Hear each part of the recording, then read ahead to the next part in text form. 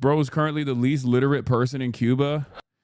I know. We're going to talk about Nick Shirley in a second. Don't worry. We're going to get to all the Nick Shirley stuff in a moment. But before we do that,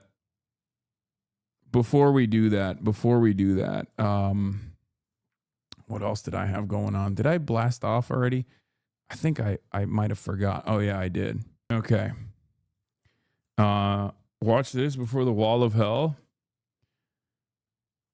Yeah, he escaped. He escaped from Cuba. They were holding him. They were going to hold him hostage. It's so fucking nuts that you could just like make whatever you want. You can make up whatever you want about countries like Cuba or even countries like China in general as well, but especially countries like Cuba because they're just like too poor. Okay? And people will just believe you. People will just straight up believe you. And it doesn't matter. And no one will check him. Nick Shirley, the Trumpist influencer who lied about his visa to invent a kidnapping in Cuba. Yeah. Aren't you an unfuckable game or two? Wait, gamers can't have kids? I just seen a clip of you saying gamers can't have kids because they like games. Didn't you once play video games all the time on stream? Does that mean you're unfuckable and can't have kids? How does this happen to a person? How does this happen to a guy who's been following me since 2021? When did this guy become so cringe? Genuinely asking how this is a thing, okay? Are you how do you get one-shotted by like power farmers, like clip channels? How do you get one-shotted by clip channels? What the fuck has happened to the goddamn literacy rate? Brother, are you a fucking right-wing incel who plays a video game and then thinks, oh my God, there's a baby in this video game, and therefore, obviously, all of the femoids are going to finally fuck me? Are you one of those guys? Because if you're not one of those guys, then I'm not talking about you, okay? Shut the fuck up. Oh my God. 13-month subscriber, dude. It definitely wasn't a clip channel. It was Shoe on Head's video and your take on Pragmata. Reading comprehension is at an all-time low. Literacy is at an all-time low. Critical thinking is at an all-time low. Oh, brother. We can't be making fun of Nick Shirley if you have the brain processing power of Nick Shirley, okay? Do any of these people know you are /playing Pragmata and you don't hate it? No, these people don't know anything and it doesn't matter. This guy is in his fucking feelings, okay? That's what happened. He got personally offended and now he misunderstood or watched someone professionally misunderstand the point I was making. He got personally offended and now he wants to come in here and fucking cry about it, okay? The narrative here, I'm not personally offended, but I've never played the game. It's your take on other people. Dog, I'm giving you what the take is, okay? You can't do this. You can't do this thing where I'm like the person whose take you have misunderstood. This is not how conversation works, okay? We need to fix this. We need to fix this problem. Conversations don't work this way, okay? You don't get to slam whatever your perspective is on whatever the fuck I've said. I'm the main person here, right? Like, we're discussing what I was talking about. If we're discussing what I was talking about, look, you're still doing it. You're still doing it, okay? You're still doing it. Listen to my words, okay? If you're asking me what my perspective is, okay, let me explain it to you, and then you can maybe decide that it's not for you, or maybe it is for you, okay? When the game Pragmata came out, and there's a little baby in the game, a lot of these weird, gross, right-wing incel, oftentimes neo-Nazi losers, decided to make a point about how this game was somehow going to increase the birth rates. And what I said to those weird, incel, unfuckable, right-wing Nazi losers is that if you're a weird incel, weirdo gamer, you don't have to worry about increasing the birth rates because you're unfuckable anyway. This is not a conversation for you. But of course, many of those right-wing incel weirdo chuds immediately seized on that and said, oh, Hassan is coming after gamers, which in and of itself is already a silly conversation, right? Like if someone were to turn around and be like, I'm personally offended, I'm a gamer, I can't believe you're saying this, well, then you're kind of a fucking loser, I'll be honest, okay? My point is, if you're talking about women's biological clocks, then this is probably not for you. There's the context I was expecting. Buddy, you didn't come in here expecting context. You came in here with accusations, okay? Stop.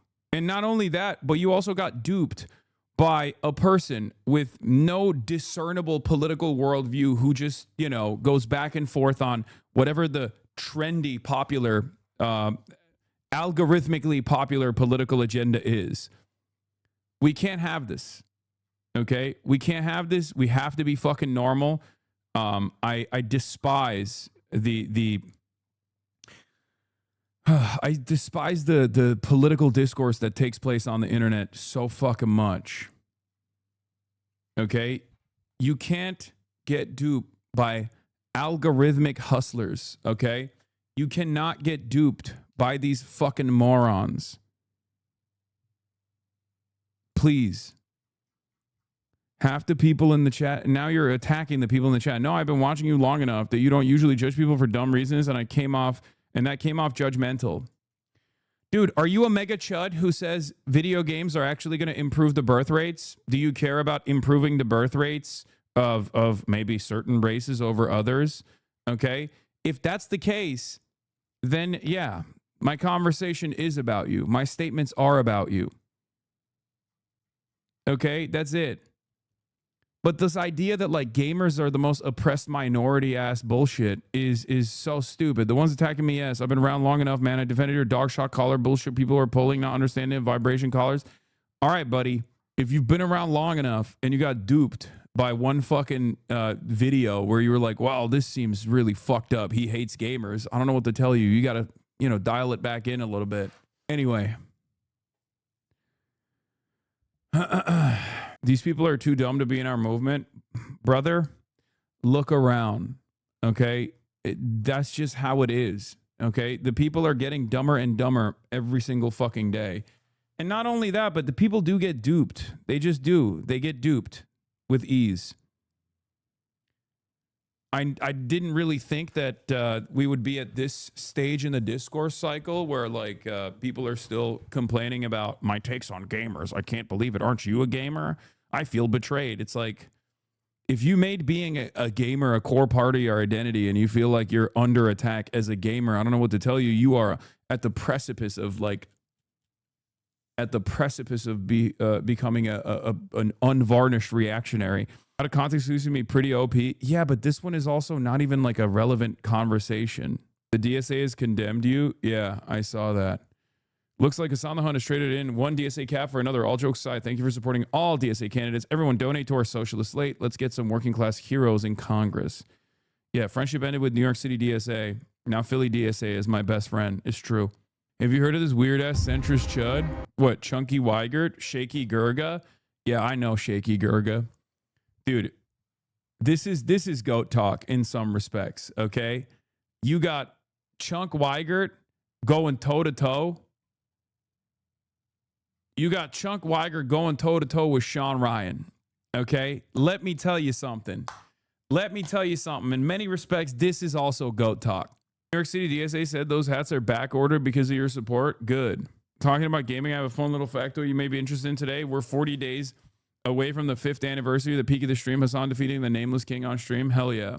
Sometimes you wonder what the dynamic on the internet commentary looks like and what happened to the half of the other people that fell deeper into the hole, but then you realize that half was a generation that got hooked onto it and can barely function in the real world. Yeah, I don't know. I don't know what it is that is so enduring. I don't know what it is that's so alluring about outrage merchants on the internet that have no real political interest, no real advocacy, no ideology, nothing at all. And all they do is just like dupe people and jiggle keys in front of them, and people fall into it every single time. They're like, oh my God.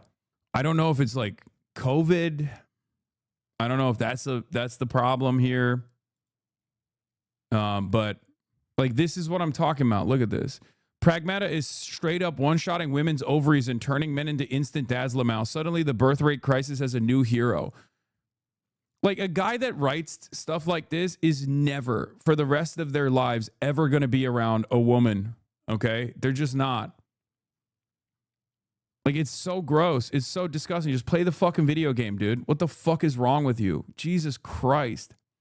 This is what I'm talking about. And people are so they're so in their fucking feelings. This is who you're defending. This is the position you're defending. Do you associate yourself with this guy? Isn't that a right-wing account? Yeah, it's another one of those like fucking Nazis, dude. Of course. People who talk like this unironically have never interacted with a woman in their lives. That was my point.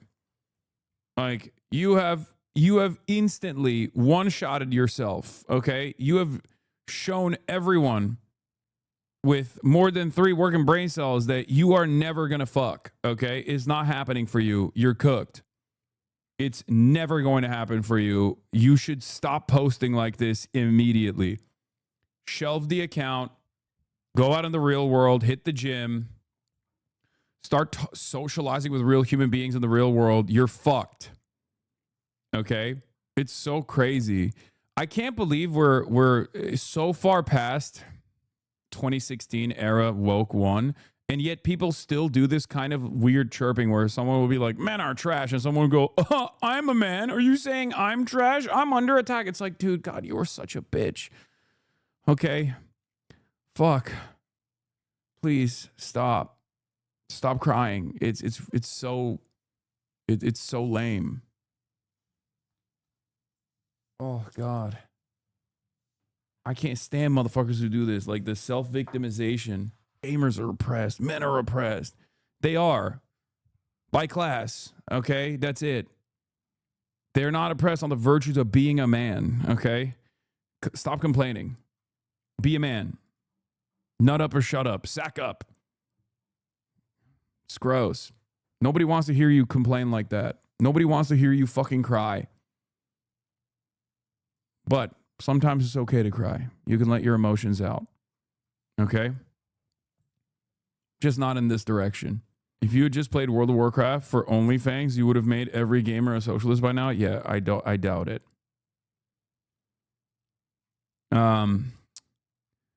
Are you going to have Claire Valdez on the stream? Buddy, you're a couple months too late for that. I have already done that. As a matter of fact, it was like right after her announcement. Already happened. Whoops. Sorry, bro, law. No, it's all good. She's dope. I love Claire. I was at an event that she was at the other night when I was in New York, and I straight up asked her, I was like, are you wearing Yojis? And she was like, no. What's that? Because her fits look so Yoji. Have you guys noticed that? Her fits always look like she got Yoji Yamamoto's on, but it's not. She's not wearing Yoji. But she has like, I've never seen someone look so dripped out in a very specific style. I mean, look at this. Here, it's fashion time, okay? It's fashion stream time. I know this is like the most annoying thing for chatters, but like, if you look at her fits, Truck driver. Let's see. Like, if you look at her fits, usually, like her regular fits that she wears. Yeah, like here, this is the Bernie Sanders one. Let me see if I can find it. Down to the glasses too. The glasses look very Yoji too.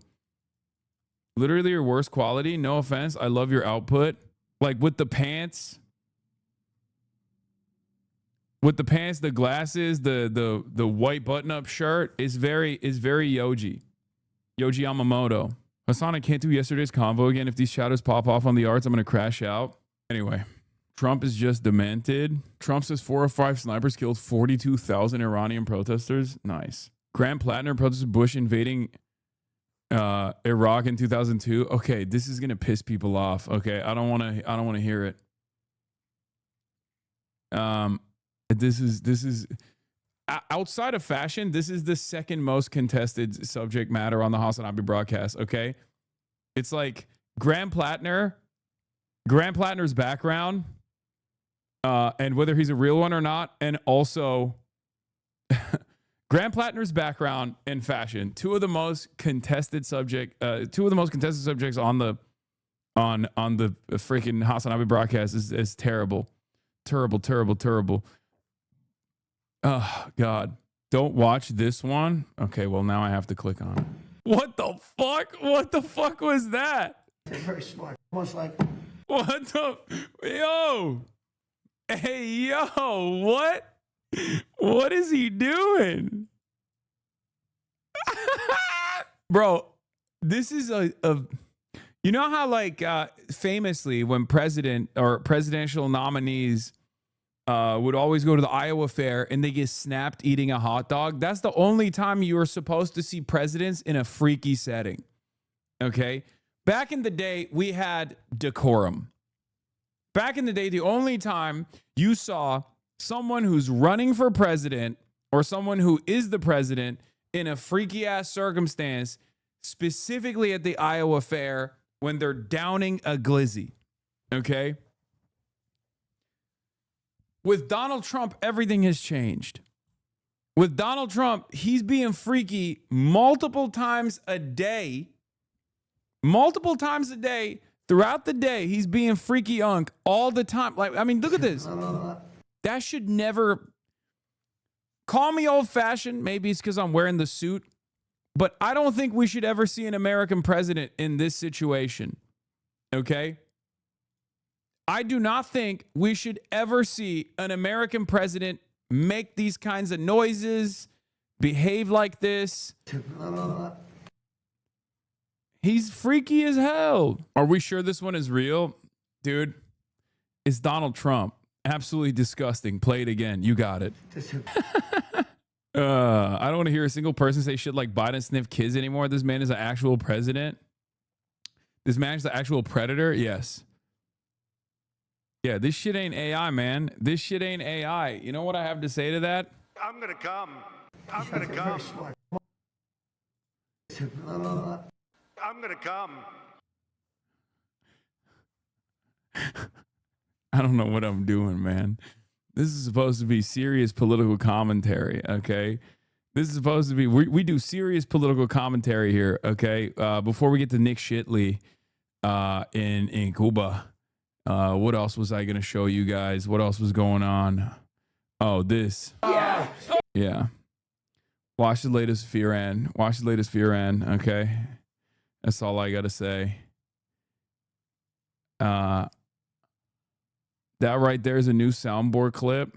This is my streamer. Israel Forces are spending tens of thousands of dollars trying to cancel chat. Tens of thousands. We know that the anti-Hassan brigade, even on the Cuomo versus Zoran mayoral race, was like a couple million for the record. So we know it's not tens of thousands. It's been a lot long. It's been a much larger sum than that. This is why Mersheimer won't come on the stream. Stop. That's why I'm wearing the suit. This is like a very, I'm wearing the Mersheimer fit for that reason. Okay. I'm wearing this so that he sees me for who I am.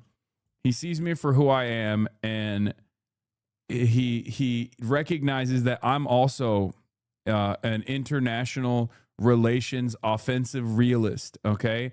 I am also an offensive realism guy. The GOAT, Mersheimer, please come on the broadcast. I love offensive realism. I believe in it. Okay. You see this. Look at me. I look like a young Mersheimer. I love the University of Chicago. Hassan, you just did the I'm gonna come with Trump doing that in the background. Be so for real. Okay, I contain multitudes. Okay. I contain multitudes.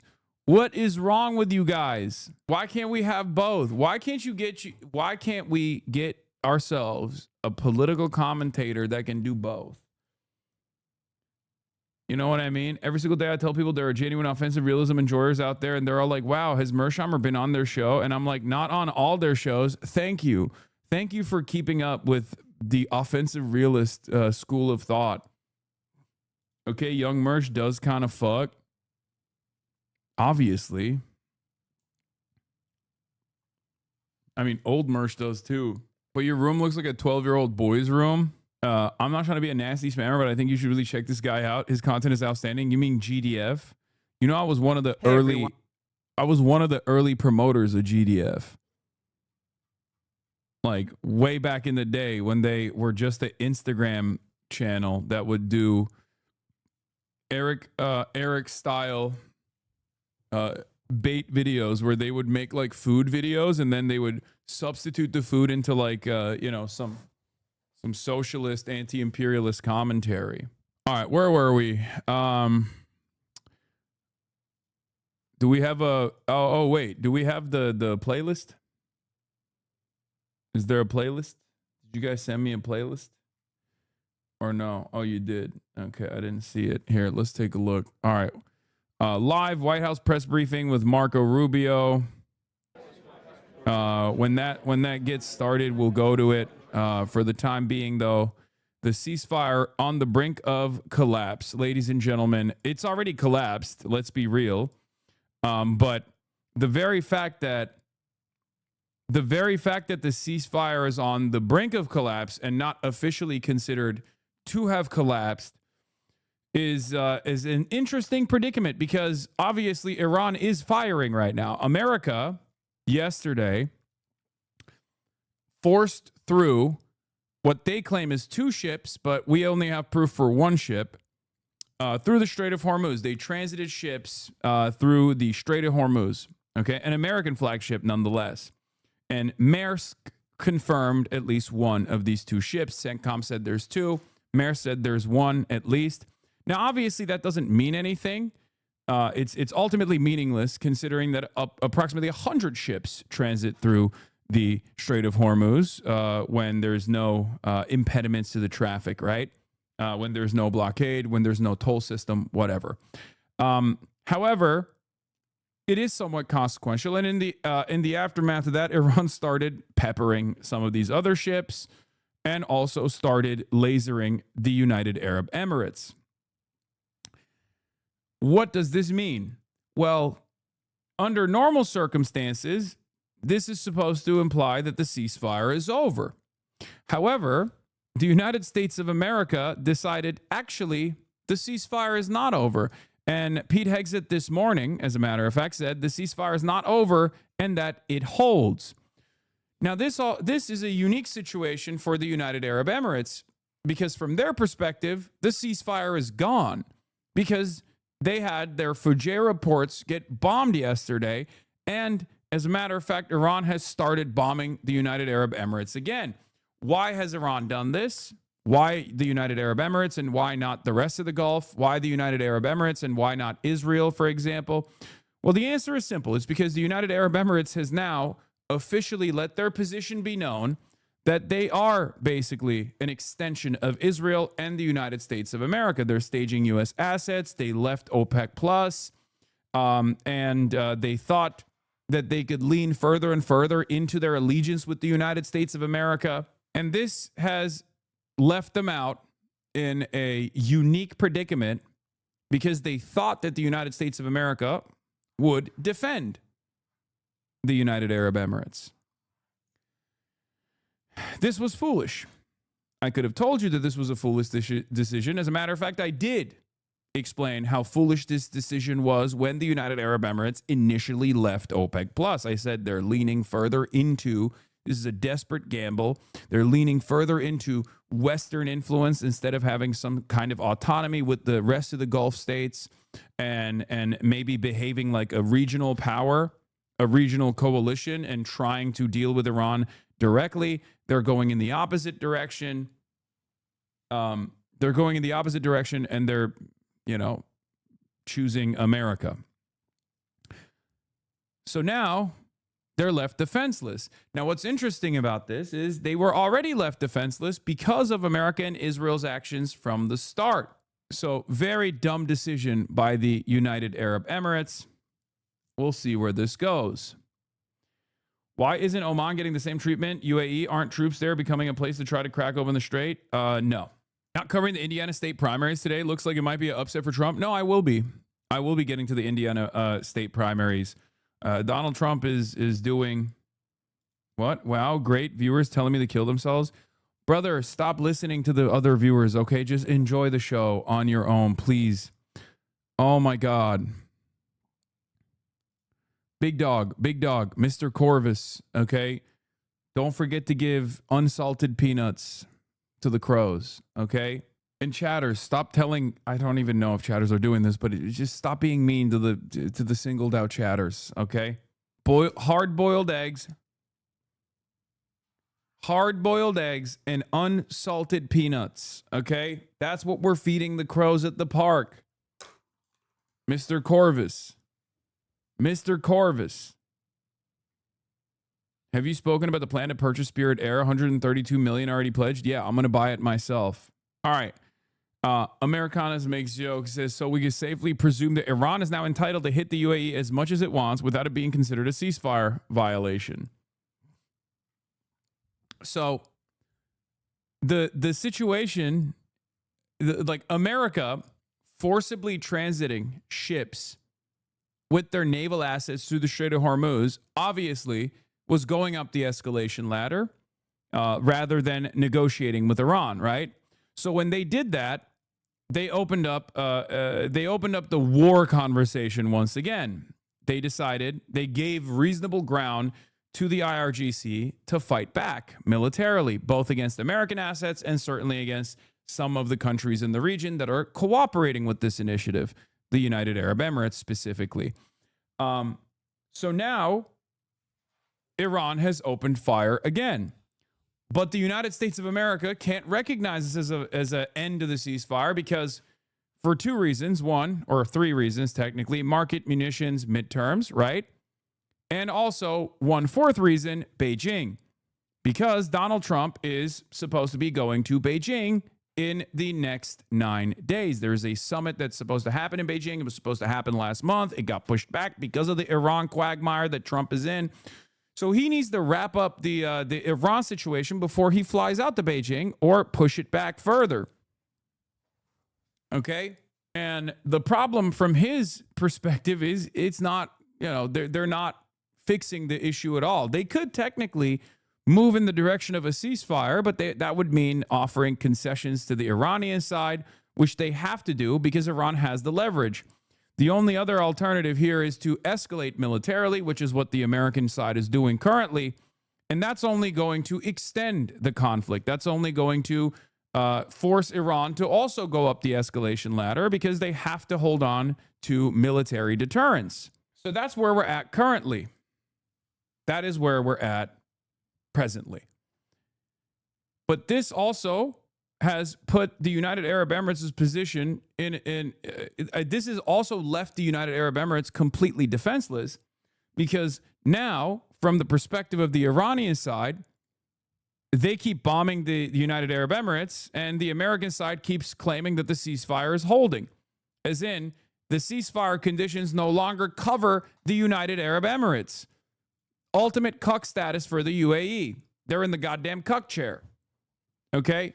So let's take a look at how Good Morning America is covering the story. With the fragile 4-week ceasefire between the U.S. and Iran on the brink of collapse, Iran striking out at its neighbors after the U.S. announced it would help safely guide some of the 1,600 stranded commercial ships through the Strait of Hormuz. The ceasefire is not over. Ultimately, this is a separate and distinct project, and we expected there would be some churn at the beginning, which happened. And we said we would defend aggressively. Video circulating on social media showing flames reaching into the sky from a port in the United Arab Emirates after Iran struck an oil facility, the first major attack on a U.S. regional ally since the ceasefire went into effect. The UAE saying their air defense systems have engaged at least 12 ballistic missiles, 3 cruise missiles, and 4 drones. The tension comes as the U.S. is attempting to break the weeks-long traffic jam in the strait through which 20% of the world's oil passes. The administration saying 2 U.S.-flagged commercial ships were able to make it through.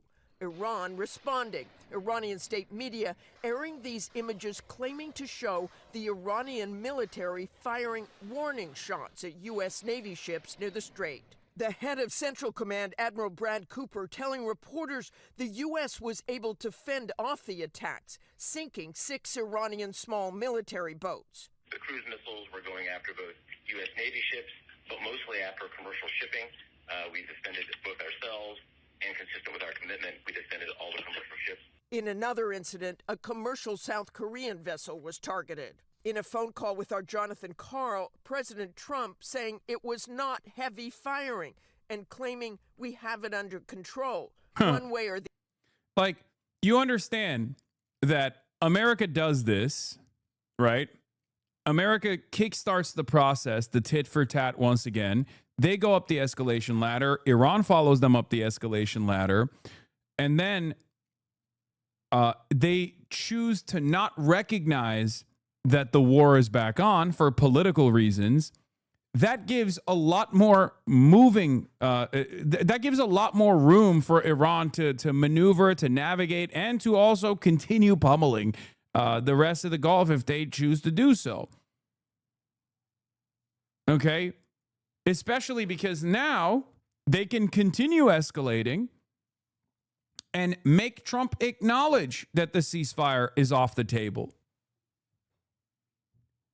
For the rest of the world that's paying close attention to what's going on in the Strait of Hormuz, Trump's statements on this ceasefire holding are even less worthy than they possibly would have been a couple months ago, because they see that ships can't transit.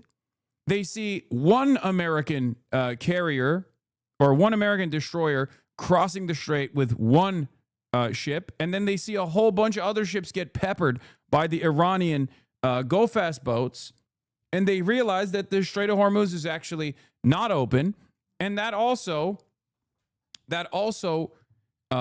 diminishes the confidence that people have in what the American government is saying even further. So now he looks even sillier than he did before. The other, we win, adding, I always win.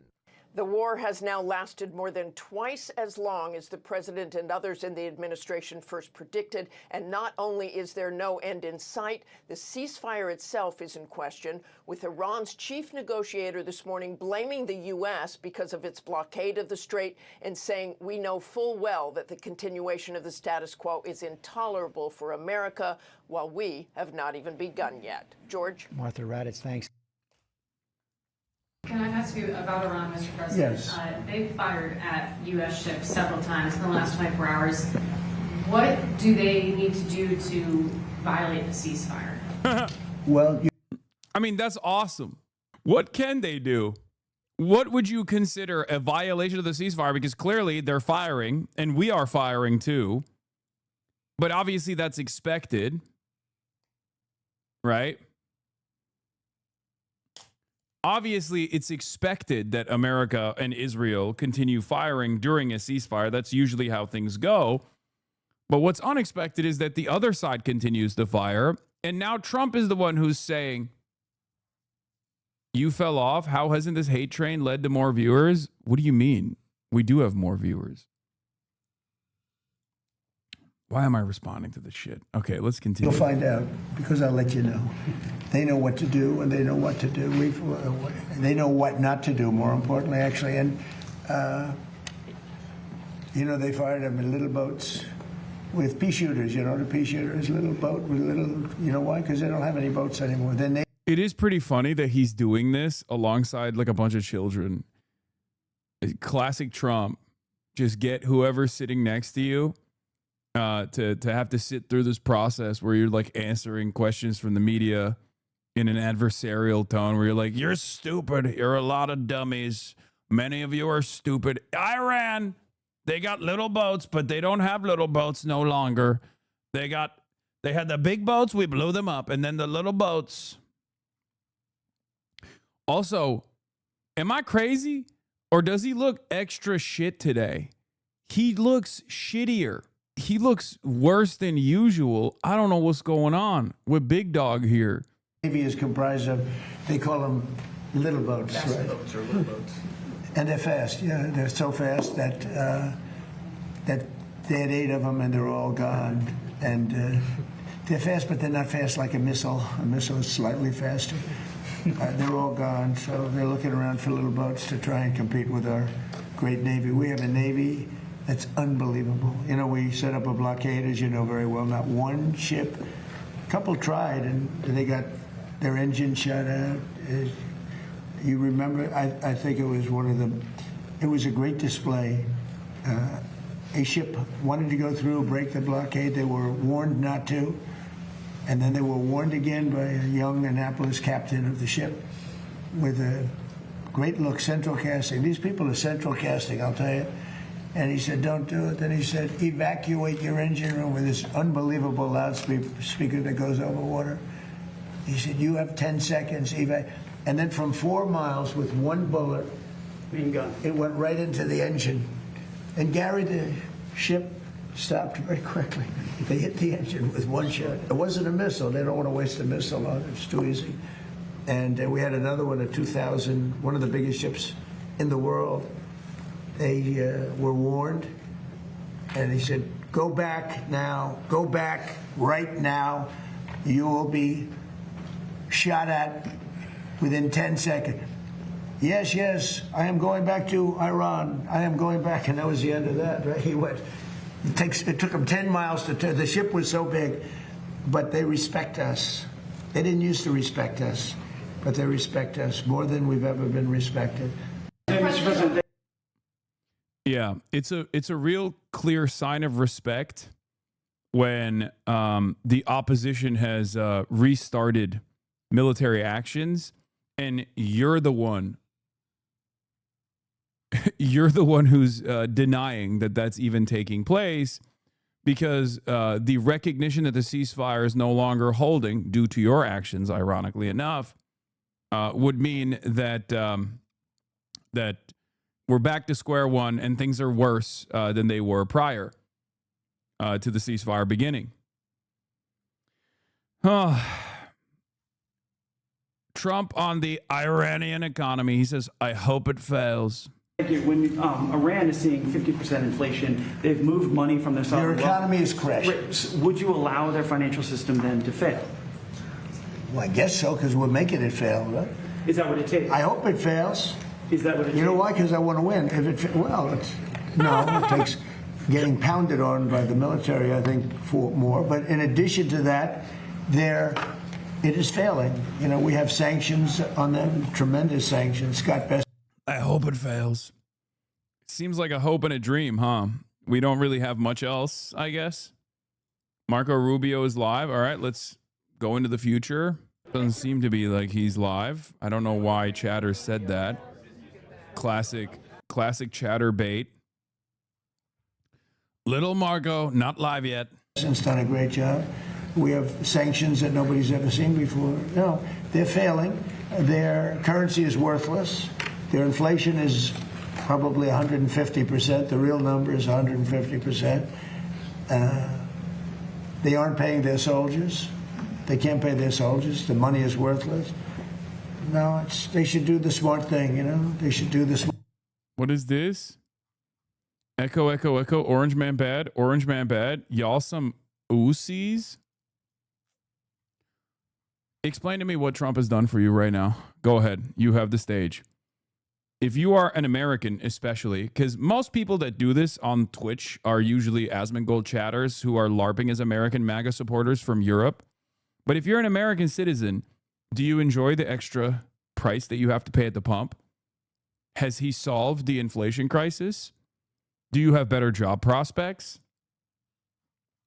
No, none of these things have happened. Yep, Really? Oh, so you are enjoying paying extra at the gas pump. You're a cuck. You're a fucking cuck. Don't need them. Don't need what? Buddy, do you think you live outside of the global economy where you're like, oh, I don't have to drive? Let's say you don't have to drive, okay? Do you think that paying extra at the pump is not going to cause you to pay extra for, can you ban me? No, I'm not going to ban you. What the fuck? Do it, daddy. What the fuck is going on? I mean, do Trump supporters have a humiliation kink? Is that what it is? Where they're like, he likes being cucked. He's like, no, I voted for this. I love being cucked. I love that the president that I voted for, the no new wars president that I voted for, is doing all of the wars, and he is a flesh puppet for Israel. I love that. That's my favorite thing. Why? Because it's what? Owning the libs? Brother, it's owning you as well. He's owning everybody. All right, let's see what this fucking dickhead has to say. Sailors and commercial crew members have been stranded out at sea because Iran is conducting something that's not just criminal. It's criminal for sure, but it's desperate and destructive. It's so funny because we're also implementing a blockade, so whatever Iran is doing, we're doing as well. We're not even engaged in any military hostilities, are now at risk not just of losing their cargo, but the lives of their own citizens because of this blockade. These ships, you don't leave a ship out there for this long. You start running out of food. You start running out of potable water, essential supplies, and they're at the mercy of this piracy. What it is, it's piracy. And not only that, but some of them have seen, been open fire on and rained down senseless attacks on several civilian ships already. So frankly, the way to put it, these are innocent bystanders. These are countries that, and ships and so forth that have nothing to do with any of this, and nonetheless are being caught in the middle of it and being held hostage merely because Iran could do that, just as the regime brutally slaughtered tens of thousands of their own citizens for the crime of peaceful protest, because they're unhappy with the quality of life or the lack of quality of life in Iran today. And so they're sitting ducks. They're isolated, they're starving, they're vulnerable, and at least 10 sailors have already died as a result of the civilian sailors. So already many nations privately and some publicly have asked the United States to help free their ships and to restore freedom of navigation in the Straits of Hormuz and this critical artery of global trade. And so President Trump, as he always does, stepped up and answered the calls for their help. And he's directed the United States military to guide these stranded ships to safety, to provide a protective bubble under which they can operate and move product and get themselves out of there and out of the harm's way. And this is the first step towards reopening the strait and bringing this regime's last-ditch act of economic arson, bringing that to a close. We're doing it not only because we were asked, but because we're the only ones who can. We have the power to sort of take the steps that we've taken now. Under this president, under President Trump, the United States will help our friends. We're going to stand up to rogue regimes like the one in Tehran, and we're going to be unashamed to use our power and our abilities to project military power in the service of our national interest above all else. Now, what's really important for you to report and for everyone to understand is this is not an offensive operation. This is a defensive operation. And what that means is very simple. There's no shooting unless we're shot at first. Okay? We're not attacking them. But if they're attacking us or they're attacking a ship, you need to respond to that. You're not going to let some fast boat come up on a ship and shoot it up. We're going to respond to it, and we've been successful at it. I don't know what the exact number is, but I know a number of those fast boats have now been targeted, and will continue to be if they pose a threat to our forces. We'll shoot down drones, we'll shoot down missiles, but it's defensive in nature. This is defensive. Yeah. So if you hear stories about just attacks... like it was defensive initially when we attacked Iran for no reason. We are only responding if attacked first. This is a defensive operation, and that's what's occurring Brother, here. Just about what the is this importance of the fucking Straits for a argument? moment. This is approximately a quarter of the world's There was a oil trade, ceasefire. along There was a with significant negotiation. volumes of fuel and fertilizer that operate through the Straits of Hormuz. The Iranian regime cannot be allowed to dictate who uses this vital waterway. I don't think this is also being reported enough. Maybe you are reporting. I don't read everyone. I don't many damn outlets here. I don't know who you all are, but I mean, I know who some of you are, but I don't know all of you are. But I will say this about it. This is an international waterway. Okay, this is an international waterway. And international law is very clear, and I love it because everybody always talks about international law, and this international law on this is very clear. International waterways, no country can control them. There is no international law that allows you to say, I'm going to put mines in an international body of water, and I'm going to blow up ships that don't listen to us and try to go through. That's what Iran is doing. This is a criminal act, and someone needs to do something about it. Something needs to be done. It's completely illegal, completely illegitimate, and completely unacceptable. And that's why the United States military is guiding stranded commercial ships safely through the strait and is working to restore freedom of navigation and putting an end to these efforts to hold the global economy hostage. So far, as a proof of concept and as a proof of function, 2 U.S. flag merchant ships have successfully transferred the Strait of Hormuz in the first stages of this project, and they're now safely on their way. The U.S. military is deploying the necessary assets to extend this defensive umbrella over commercial shipping. But there should be no mistake.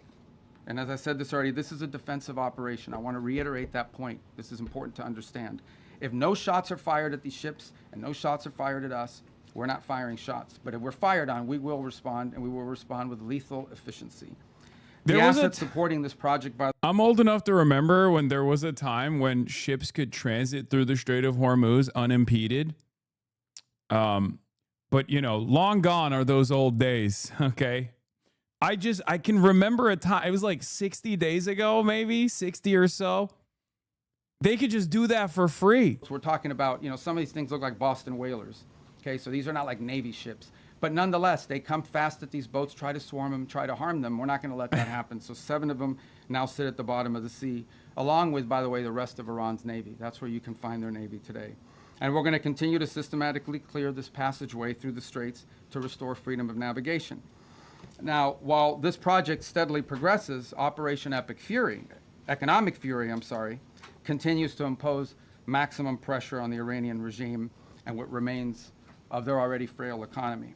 Today, inflation in Iran is 70%, and their currency is in total and complete freefall. Hell yeah, U.S. dude. sanctions enforcement is stepping up. It's moving in lockstep with the naval blockade. America, the most powerful nation on earth. Thank God we are capable of doing that. Repatriate revenue. It directly targets the regime's primary revenue lifelines. The blockade alone is costing Iran as much as $500 million a day in lost revenue. 90% of total Iranian trade has been halted, causing permanent damage to Iran's oil infrastructure as wells are forced to shut in. Again, all of this is in response to their piracy.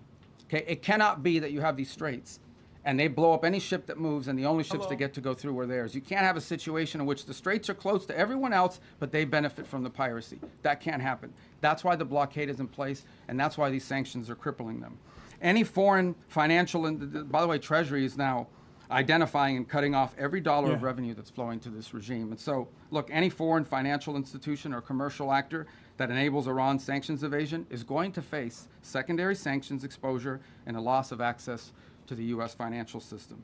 As President Trump has said, and the facts clearly bear out, the United States of America holds all the cards. There is no scenario here in which if they decide to join a ladder of escalation, they wind up getting the last say. But our preference is for these straits to be opened to the way they're supposed to be open, back to the way it was. Anyone can use it, no mines in the water, nobody paying tolls. That's what we have to get back to, and that's the goal here. Every day the conflict continues, however, our leverage on Iran will continue to increase, and their position will continue to weaken, especially as the blockade really begins to bite in conjunction with the sanctions. So, look, the time's come for Iran to make a sensible choice. And it's not easy for them to do that, obviously, because they have a fracture in their own leadership system. And apart from that, I mean, the top people in that government are, to say the least... everything that they're saying is cope and could be a better representative of the United States of America. It's difficult because it's hard to get past that in their system. But it's important for them to make a sensible choice and the one that's right for their people. The president, yes, our president, the idea that like Iran is suffering from inflation, I mean, it's true, they are. But the reason why they're saying that is because we also have an inflation problem here in America. So they're basically trying to be like, well, they're in a worse situation overall. They're trying to change the standard between the Iranian economy and how long they can hold out versus the globe. Instead of the Iranian economy versus the rest of the globe, they're trying to change the conversation to how long the American economy can hold as opposed to the Iranian economy. And obviously that's not the predicament at hand here. Okay. That's not. The American economy can withstand a shit ton more damage in comparison to the Iranian economy. We are completely isolated. No, Alan. We're completely isolated from the rest of the world in very meaningful ways when it comes to being an oil exporter, for example. But the reality of the matter is oil is a global commodity, and it has inelastic demand, and therefore we're not as isolated. Plus, on top of that, we are supposed to be the safeguard of the rest of the world. We're supposed to ensure that all of these strategic choke points are open at all times. It's the whole point of being the hegemon. This is a long-standing problem for them, right? I mean, they have always said they don't want a nuclear weapon. That's because they've always said that. They just don't mean it. And why do you say, well, how do you know they don't mean it? Well, we don't mean it because they're doing all the things, and historically have tried to do all the things that you do if you want a nuclear weapons program. For example, they innovate and try to innovate long-range delivery missiles that now, in some cases, are capable of reaching much of Europe. They build these large underground centrifuges for enrichment activity. There are countries in the world that are involved in the enrichment business, but these guys do it in mountains and in caves and in hiding. They've always had secret components of their nuclear program undisclosed to the world. And we know for a fact that they retain highly enriched uranium at 60%, that they did so. And that has no civilian use, none, zero whatsoever. So they have an opportunity here to agree to something that will make it clear that they're not interested in one thing is to say we don't want a nuclear weapon. Another thing is to do the things that prove you don't want a nuclear weapon. By the way, if what Iran wants is a civilian nuclear program for power plants and stuff like that, there are a lot of countries in the world that have that, and they don't enrich.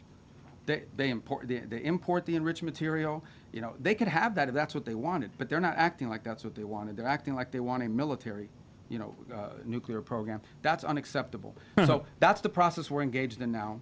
To create, that's the object of this diplomacy, is to come up with some level of understanding about what are the topics that they've agreed to negotiate on. We don't have to have the actual agreement written out, and one day this is highly complex and highly technical. But we have to have a diplomatic solution that is very clear about the topics that they are willing to negotiate on and the extent and the concessions they're willing to make at the front end in order to make those talks worthwhile. That's what Stephen Jarrett and the whole team is working on, and I hope to have good news on it. That's the outcome we would prefer. That's the outcome we would have preferred a year ago. That's the outcome I think most of us would have preferred a long time ago.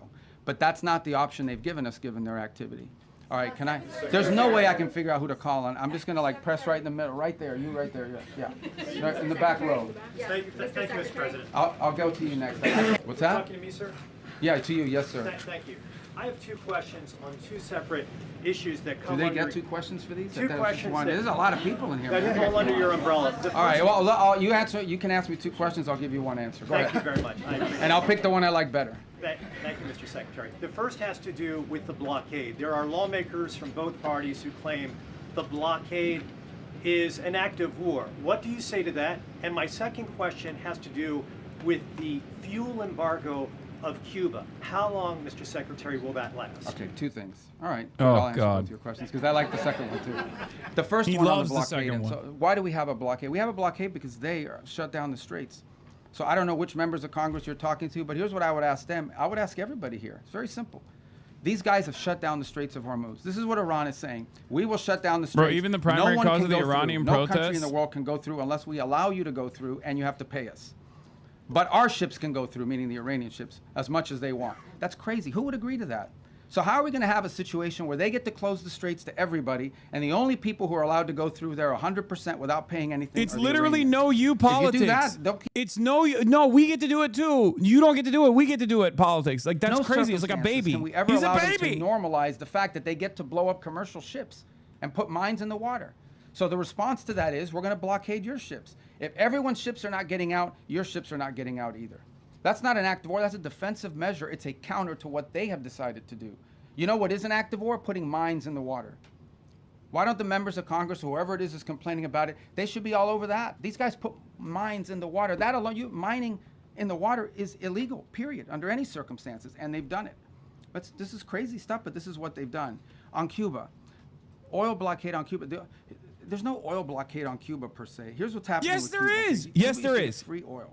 from Venezuela used to give them a bunch of free oil. That's they would take crazy. like 60% of that oil. Why can't and Mexico resell send it for oil cash. It tankers? wouldn't even go to benefit the people. Why can't Mexico send the oil only tankers? blockade Why that's can't happened Canada is the send oil Cubans have tankers? decided- Why I mean, the can't any Venezuelans country have send decided oil we're not tankers? giving you free oil Why did you anymore. intercept And you can only Russian oil imagine tankers nowadays, initially? the way oil prices are, no one's giving away free oil, much less to a failed regime. So the problem with Cuba is worse. Okay, their economic model doesn't work. Doesn't work. Oh my And the God, people who are this in is charge like, can't fix this it. is And the unbelievably reason I evil can't fix and it is not also just 'cause not they're even a good communists, fucking but they're argument. It's incompetent never free. communists. Cuba has the money to pay The for only it. thing worse than a communist is an incompetent one. And that's what, so incompetent communists run that country. They, Oh. don't they really don't. And we have 90 miles from our shores, a failed state that also happens to be friendly territory for some of our adversaries. So it's an unacceptable status quo. I will be addressing it, but not today. Okay. All right, let's go to the front, right there. Secretary Rubio. Yeah. You are going to the Vatican to meet with the Pope. Is this an attempt to smooth things over with the Pope, given the rhetoric between President Trump and Pope Leo? No, I mean, it's a trip we had planned from before, and obviously we had some stuff that happened. And no, look, there's a lot to talk about with the Vatican. I'll give you one example. The Pope just returned from a trip to Africa, where the church is growing very vibrantly. And we have shared concerns about religious freedom, freedom in different parts of the world. We'd love to talk to them about that. The topic of Cuba, you know, we gave Cuba $6 million of humanitarian aid, but obviously they won't let us distribute it. We distributed it through the church. We'd like to do more. We're willing to give more humanitarian aid to Cuba, by the way, distributed through the church, but the Cuban regime has to allow us to do it. They won't allow us to This is give also their own bullshit. people The more Cuban humanitarian government aid. does allow We're the willing to church to do it through the distribute, church. which, by the So way, there's a they're lot to talk about. disgustingly using the Recently church said that the as Pope is an endangering infiltration a lot of mechanism, and Catholics even as a then, result they are of allowing his the. rhetoric around the Iran war. The Is that problem here is Well, I don't they're think that's an only accurate the description. American government is dictating how aid gets into Cuba, and they're trying to use the church to bypass whatever kind of restrictions that the government has, understandable restrictions the government has. It's so fucking frustrating. Characterize it this way. He doesn't understand why anybody, leave aside the Pope, the president, and I, for that matter, I think most people, I cannot understand why anyone would think that it's a good idea for Iran to ever have a nuclear weapon. Look what they're doing with the Straits right now. They're holding the whole world hostage. They have these sailors, you know, on commercial ships that are going to starve to death out there. They don't care. They don't care that this is melting down the economies around the world, even of their own allies. This is what they're doing with the Straits. What do you think they would do if they had a nuclear weapon? They would hold the world hostage with that nuclear weapon. That's what they would do. They would do exactly to the world with a nuclear weapon what they're doing now with the Straits. And I think the president's point is how anyone cannot see that as an unacceptable outcome and an unacceptable risk is beyond him. It's puzzling. And someone has to do something about it. The difference between this president and like the 6 presidents that preceded him were that he's the only one that's actually Yeah, been he's willing saying to do something Hamas is about not it. Everyone allowing says aid Iran can have a nuclear weapon. We gotta do into something Gaza, about it but at for some point. Cuba. And he's been willing to address that threat. We do the And that's same what he arguments promised he would every do when he got time. It's elected, always by the way, is bullshit. address threats like this. I wish I knew your names, thank you guys. so I much, Mr. apologize. Secretary. Can Thank you you. put name tags on? Thank you That so would much, help. Mr. Okay. Secretary. Who are you with? Okay. Mr. Secretary, the President has said multiple times that weapons were provided to the Kurdish groups to pass on the Iranian people. However, Kurdish political parties and the regional government says they have not received such weapons. Even some claim these weapons remain in the U.S. base in the region.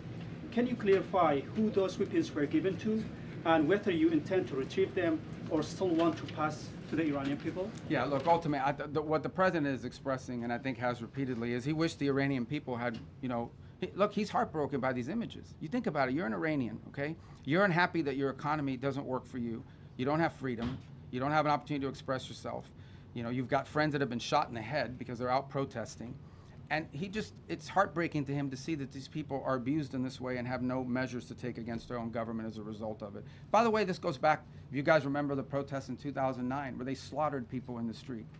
This is a vicious regime, guys. Okay? These are people that hang people from cranes in the town square so everyone can see. They continue these executions of people and have continue to do so for over a decade and a half now. And so I think what the president is expressing is the desire that he wishes the Iranian people had an ability to fight back against some of these things that are happening to them. And I would view that as distinct and separate from the specifics of this operation that was ongoing before it concluded, and certainly different from the operation that's going on now. Right there in the regarding Colombia, Mr. Secretary, right behind you, not Colombia, right there. Yes, ma'am.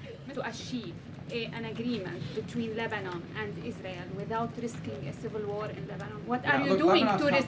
What are you doing to? No, I got it. I got the gist of your question. So look, here's the challenge with Lebanon. Okay, There's no problem between the Lebanese government and the Israeli government. Israel doesn't claim any land in Lebanon belongs to them.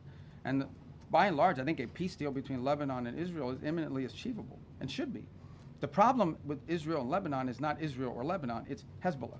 Hezbollah operates from inside of Lebanese territory. They terrorize and attack Israelis, but they also are inflicting tremendous damage on the Lebanese people. The reason why Lebanon gets attacked by Israel is because of Hezbollah. Once again, because Hezbollah always is hiding in some house, guys, launching rockets it's always against Israelis, us and then and they our get allies So are what you're seeing always now is constantly in a state of having to do violence, usually against civilians, of course, because they've been goaded into it. It just sucks, you know. Isn't that crazy how that always works? Under our mediation at the table to God, achieve this. just always, And they're that is victims. having They're victims. Lebanese Israel armed is the forces, victim the Lebanese here. government, not just with the willingness, but with the capability. And so is to begin America. to challenge Hezbollah and disarm them, because the Lebanese people are also victims of Hezbollah. And by the way, on the topic of Hezbollah in Lebanon, who is behind Hezbollah? Why do they exist? They're an agent of Iran. If you go to that Middle East and you Why do identify they exist? every Because problem, of Hamas, Israel. That's why Hezbollah, they to some extent exist. The Houthis, obviously, and others. Behind every one of these groups is Tehran.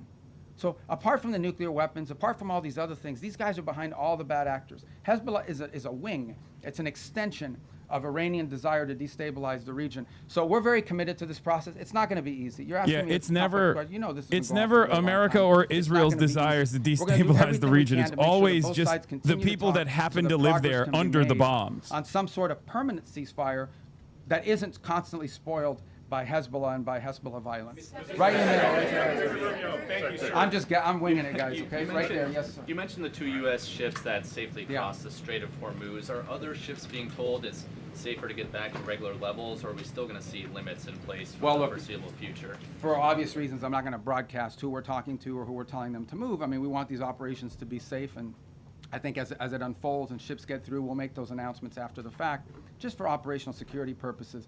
But the goal here is pretty simple. Establish a zone of transit that is protected by a bubble, the United States, both naval and air assets, and then allow ships who want to move through there and get to market, to begin to increase confidence in the ability to do so. That doesn't happen in 12 hours. It takes time to set up that bubble and gain that confidence, but that's the goal. We have been in touch. We've been in touch, I don't know, with a bunch of different liners about moving, and we're hoping to continue to improve the security situation, and we'll start to see some of that movement. And we'll announce it as it happens after the fact. We're not going to be like broadcasting, hey, tomorrow at 12, ship X is going to be coming through, for obvious reasons, because that degrades the security. But we feel confident we're going to be able to achieve that. Look, it's not going to solve the whole Straits problem. It's going to solve a lot of it, but it's important to challenge what Iran is doing now. Guys, again, if you take anything away today, and I can't tell you what to write, but Iran cannot be allowed to normalize this control of the Straits. It's completely unlawful, illegal. It's outrageous. And every country in the world should be joining us and condemning it and doing something about it. But the United States has stepped up and is trying to do something about it. Secretary, regarding Colombia, Mr. Secretary, we've had several tourists. I'm sorry. We'll see if we get to Colombia today. Go ahead. Daily Mail. I was curious about your meeting with Southcom earlier. There was a picture, a map of Cuba behind you. What did That you was on discuss purpose. with Southcom about That was on Cuba? purpose. And do you have any updates on? I'm not going to tell you what I discussed with Southcom. but it had to do something with Cuba. No. What about? I mean, Cuba's in Southcom. You know, it's the closest part. That's And so the literally second on point, purpose. That's I was there- deliberate. And it's the same reason why they sent Nick Shirley down there. This administration moves in a very predictable way. Okay. And there happened to be a map They're of not Cuba. slick. And I said, They're "If not we even took a trying to be picture in front slick. of that Let's map be because it's fucking like the real. closest They're thing to very Southcom to the United clearly States. signaling So there it that is. Cuba is next. We have And maps of other Trump countries. has no way to hide anything anyway. He just keeps leaking everything. He keeps saying, oh, we're going to take Cuba next. We're going to take Cuba next. Cuba's next. Cuba's next. So we know exactly why Nick Shirley was fucking sent down there. Sure, can I Yeah, ask you them can both? answer in Spanish. You I'll can tell ask you. me. And they'll have to translate for them what you asked So me. I'll say it in English, and if you can answer in both languages. Today I checked the webpage of the State Department, and there's still a $25 million bounty on Diosdado Cabello, the Secretary of Interior, for drug trafficking and narco-terrorism. I was wondering if that has been put on hold, or if you're negotiating with President Delcy Rodriguez to turn him over. Yeah, I don't have any updates for you on that. The website is what it is, and that's where it stands. That policy hasn't changed. But guys, I mean, let's be mature here a little bit. I'm not going to tell you about what we're talking about with the leader of these countries. Yes, we used to be a country that had... The politics of the United States on that, the policy of the United States on that topic hasn't changed. When it does, you know, obviously we'll inform you, but I don't have any news for you on that today. Right there in the green. I'll get to you. Are you guys all the TV people? Yeah. All right, go ahead. I'm sorry. Go. I'm learning. They gave me a little map. I don't know where I put it of the people here. Some of you had like red X's. I'm kidding. No, it's not true. Go ahead. Thank you, Mr. Secretary. The average price of gas in the country right now is $4.50.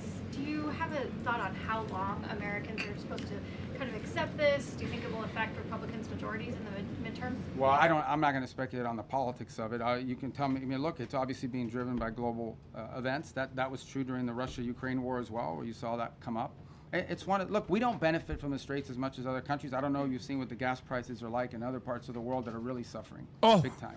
It's so worse we're very elsewhere. fortunate that the United States, I believe, right now is like the world's largest net. Dude, it's so funny. This is like, oil bro, finish your food. There's starving children in Rwanda type shit. Okay, it's like, oh, there's worse gas prices elsewhere. Well, good thing you're not the Secretary of State for elsewhere. You're the Secretary of State for America. Gas as a result, not because of this war, but because we have this capacity. So we've been insulated to some degree. We're obviously still vulnerable to some extent to global The fuck do you mean it's worse elsewhere? But in the end, I mean, we're more insulated than other countries, even though that's not welcome news to Americans that are paying more at the pump, no doubt about it.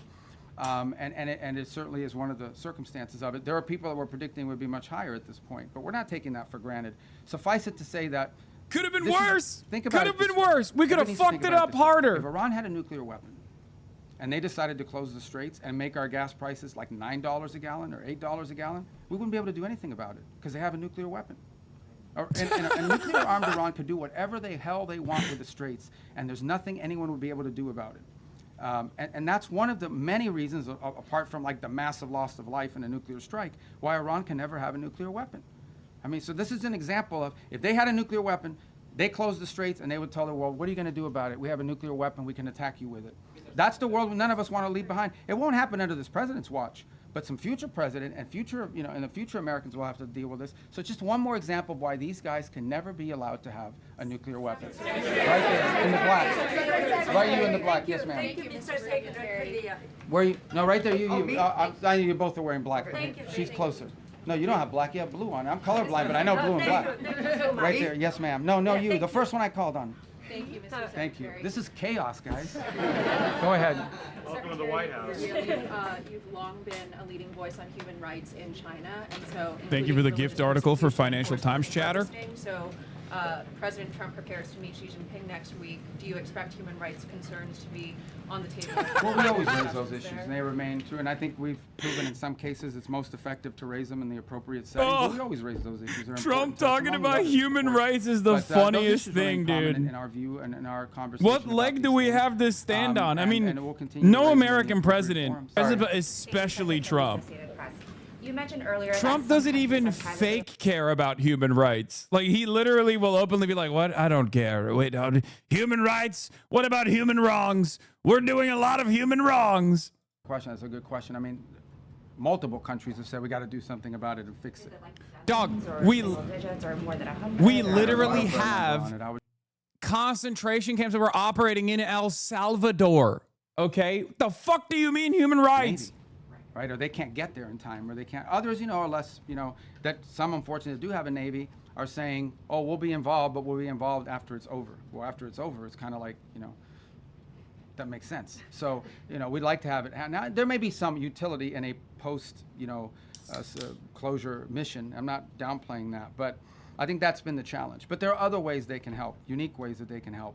And I don't want to get into who these countries are for obvious reasons, because they are prepared to help us in certain ways, but maybe don't want that publicly disclosed for no other reason than it impact their foreign policy. It could have some domestic ramifications.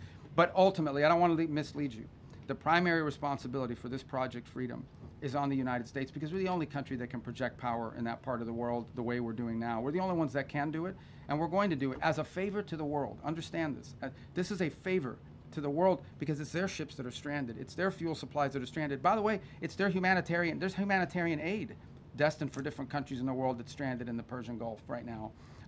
It's the fertilizer that they need for their food and crops that's stranded in the Persian, not our fertilizer, their fertilizer. So we want to be helpful, and that's why the president stepped forward, because we're the only ones that can. Frankly, we're the only ones that can. Mr. Secretary, on the rising oil and gas prices, the president has said that this is a small price to pay for getting rid of a nuclear weapon. But 10 weeks in, are we any closer to getting rid of Iran's nuclear material? Yeah, but look, here's the way to think about Iran, and this is what I described at the very beginning of this. What was Iran's plan? You have to understand what their plan was. Their plan was they were going to build this conventional shield where they would have so many thousands of missiles and drones and rockets that they couldn't be attacked. And behind that conventional shield that they were trying to build, they would then break out and do whatever they wanted with their nuclear program.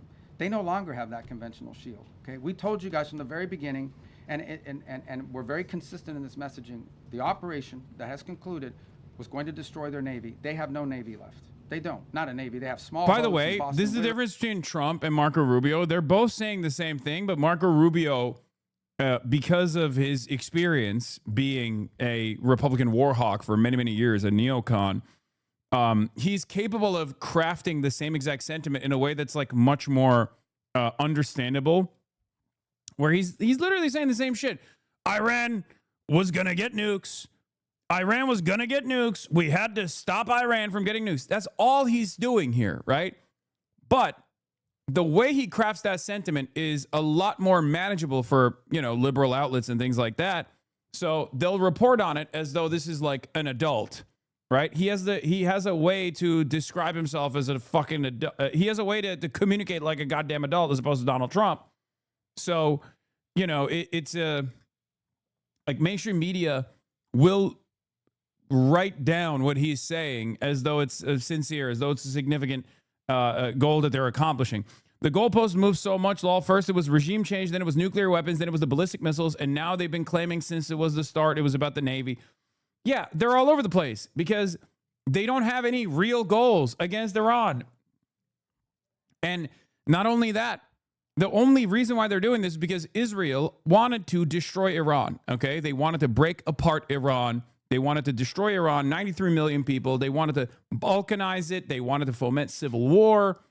They just wanted to get rid of Iran. No more sovereign Iran. That's the actual goal here. Because from America's perspective, there are many different ways of dealing with Iran. For example, they could have just negotiated with Iran, right? But Israel didn't want that to happen, and that's precisely why we're in this quagmire that we're currently in. The regime is allowed to claim as a new normal control over international shipping lane. It will not be long before you see that happen in multiple shipping lanes around the world. I can identify for you six or seven vital shipping lanes around the world that some countries can decide, guess what? If Iran was able to do it, we're going to do it too. We're not going to start charging tolls. And it'll get closer and closer to us. That's unacceptable. We cannot live in a world. There's a lot of time and energy been invested behind the idea that international waters are free for the free flow of goods. The stuff we make in this country and export has to go through international shipping lanes. And for us to live in a world where a country can decide now we own the international shipping lane, yeah, and only we get to do if that. we want to use it, that is a normal that we will never be able to accept. And that's what the Iranians are trying to get us to do. So we're doing two things about it, and we haven't talked about the second one enough. The second thing we're doing is we're going to the UN. Pay the toll to get into the boys' hole. Right? We're trying to go to the UN, and we're saying, okay, countries of the world, condemn this. Say that it is wrong for you to put mines there. It is wrong for you to shoot at commercial vessels. Guys, that's what we're talking about here. These guys are bombing commercial vessels. They're not bombing naval vessels. They're bombing commercial tankers. The troll toll. It's just outrageous. That needs to stop, and it needs to end. And if he doesn't, then the world should be diplomatically and economically isolated. God damn it. Stop laughing at me. We live in a world where global shipping. You gotta pay the troll toll. If you want to get into that boy's hole, you gotta pay the troll toll to get in. By Iran, you want the baby boy's hole, you gotta pay the troll toll. You gotta pay the troll toll to get in. Troll toll. What'd you say? Troll toll. Taiwan policy when he visits China next week? I'm sure Taiwan will be a topic of conversation. It always is. As you know, we understand the Chinese understand our position on that topic. We understand theirs, and I think both parties. Without, glad there's understanding. What will happen in the talks, but I think both countries understand that it is neither one of our interests to see anything destabilize happen in that part of the world. We don't need any destabilizing events to occur with regards to Taiwan or anywhere in the Indo-Pacific. And I think that's to the mutual benefit of both the United States and the Chinese. From Lindell TV, thank you for taking my question today. Lindell TV, oh God. What happened? Why is everybody giggling? What happened? You guys, oh, I'm sorry. Are they mean to you? No, they're not mean. Oh, okay. I don't think they are. I hope not. But I'm Yes, they are, because you're fucking Mike Lindell's operation. You're a psycho. How does the State Department interpret the president's recent remarks when he said, quote, the Iranian people need to have guns, and I think they are getting some guns, end quote. What did he mean, and do those comments relate to any ongoing or potential U.S. actions like supplying those weapons? Well, I think it goes back to the question I was asked a moment ago. I think the president thinks it's heartbreaking that the Iranian people are abused by this regime the way they are. Yeah, right. right. I mean, this regime is the not president guys, really cares. I know. I've said this. I think I said this in my hearing before the Senate. The president really cares about the Iranian people. Country in the world where there's a bigger difference between the people and the people who run the country. Okay, this country is run by radical Shia clerics, and that's not what Iran and the Iranian people are. Now they may be Shia, but they're not radicals and they're not clerics, and they just want a normal life and a regular life, and in many ways a very cosmopolitan country with an incredible history and incredible legacy and the like. So there's this huge divide between the people of Iran, whom we sympathize with, and who the president sympathizes with, because they're the ones suffering. Look, the world is a victim of Iran, okay? The world is a victim of Iran because they're terrorists, because of what they're doing now in the Straits. But the people of Iran are daily victims of the regime, and the president has deep sympathy for what they're going through. And I think he's just expressing that sympathy and that frustration that they don't have the ability to do more to get rid of this regime that has crushed this country and isolated it from the world, which is a country that shouldn't be isolated from the world because its people are phenomenal. All right. Yeah. He's really wanted to. They really want to help the people of Iran. That's why he's been talking about how we're economically starving the country, like, and how successful it's been. Oh, him, he used to cover Capitol Hill. You're Italian, right? For many years. For many years. Yeah, Okay. Daniele Compatangelo, thank you, Mr. Secretary. So I have two short questions for you. Oh, the damn two questions. What the hell is people? First, as you head to the Vatican and Italy, how do you view the Pope's global role amid current geopolitical shift? And what are your objectives in Italy? Is this trip tied to recent remarks by the president suggesting Italy has not been supported as expected? And the second one is about the Hezbollah in Lebanon. On a recent interview on Fox News, you raised some concern about stronger vetting within the Lebanese armed forces. What do you make? Can you elaborate a little bit? Yeah, I've answered the first one about the Vatican. Look, I mean, the Pope is obviously the vicar of Christ, is a Roman Catholic, but he's also the head of a nation state, and it's an organization that has a presence in over 100-something countries around the world. And we engage with the Vatican quite a bit because they're present in many different places. I've already outlined to you two examples. We worked with the Catholic Church on the distribution of humanitarian aid in Cuba. We share with the Catholic Church a concern about the destruction of religious liberty, the persecution of Christian minorities, and also Just not in the Lebanon. challenges that are being faced by Christians in Not in Lebanon, though, in the hands of Israel, because, don't bring that up. About with them, and I engage with them quite a bit on that front. So the trip is really not tied to anything other than the fact that it would be normal for us to engage with them, and other Secretary of States have done that in the past. On the second point about Lebanon, also a question that was asked earlier, and what was the Italian part? About the expectation that the president... Oh, no, look, I mean, the Italians have been involved for some time in training the police and in training their forces, so we'd love to hear their input on it. And in the way, look, we welcome everybody's help eventually. What has to happen in Lebanon, what everybody wants to see, is that you have a Lebanese government with the capability to go after Hezbollah and take the Hezbollah apart. There shouldn't be a Hezbollah and a government. There should be a government. Everyone should fold underneath it. And if we do that, then there will be peace between Israel and Lebanon.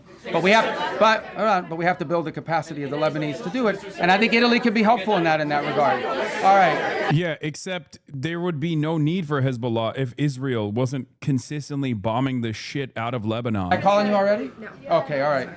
Israel is currently militarily invading Lebanon. Yes. Okay, this doesn't make any sense. Can you talk about what the goal is? Unbelievably dumb conversation to have. Last month that was vetoed by China. It sucks that no one is equipped to have this conversation with Marco Rubio. Like, you're in the room, just bring it up. On board with this now. Well, we don't know. Look, I mean, everyone wouldn't want to see this vetoed again, and then we've made some slight adjustments to the language, but I don't know if it'll avoid a veto or not, but the language isn't very complicated. And I think it's a real test for the UN, right? As something that functions that can solve global problems. What is the purpose of the UN? The UN was supposed to be a place where you could peacefully resolve global conflict. Right now, you have a country who is unlawfully, criminally, and illegally taking possession of an international waterway and blowing up commercial vessels and putting mines in the water. I don't know if people appreciate like how outrageous this is, how unacceptable it is that any country would fire and try to sink commercial vessels or put mines in the water. Both of these things are illegal.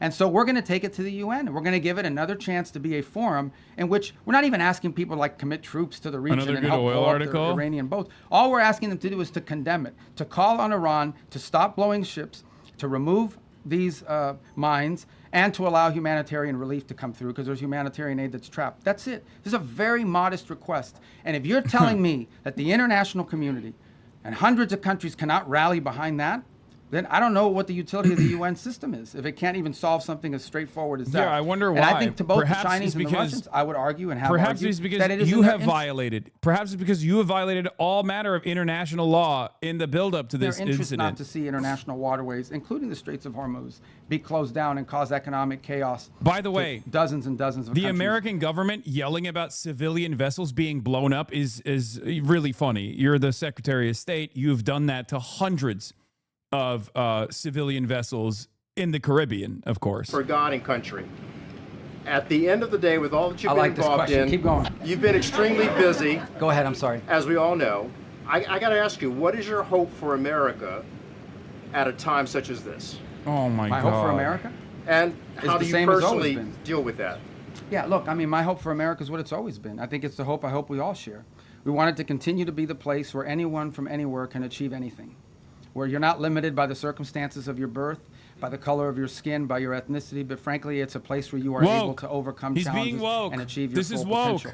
I think that should be the goal You of can't every go country back in to the world, Reagan frankly, but I era think in the- posturing. Your movement is now white nationalists, white supremacists. You better can't than do anybody this. else's history. And ours is is a woke and story of gay. perpetual improvement.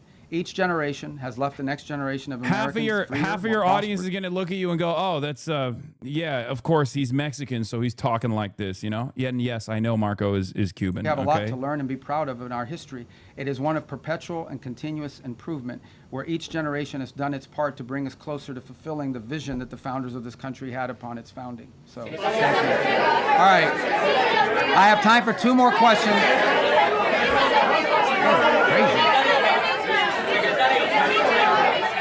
All right, right there in the pink. No, you right there. That lady. No, the one right next to you in the pink.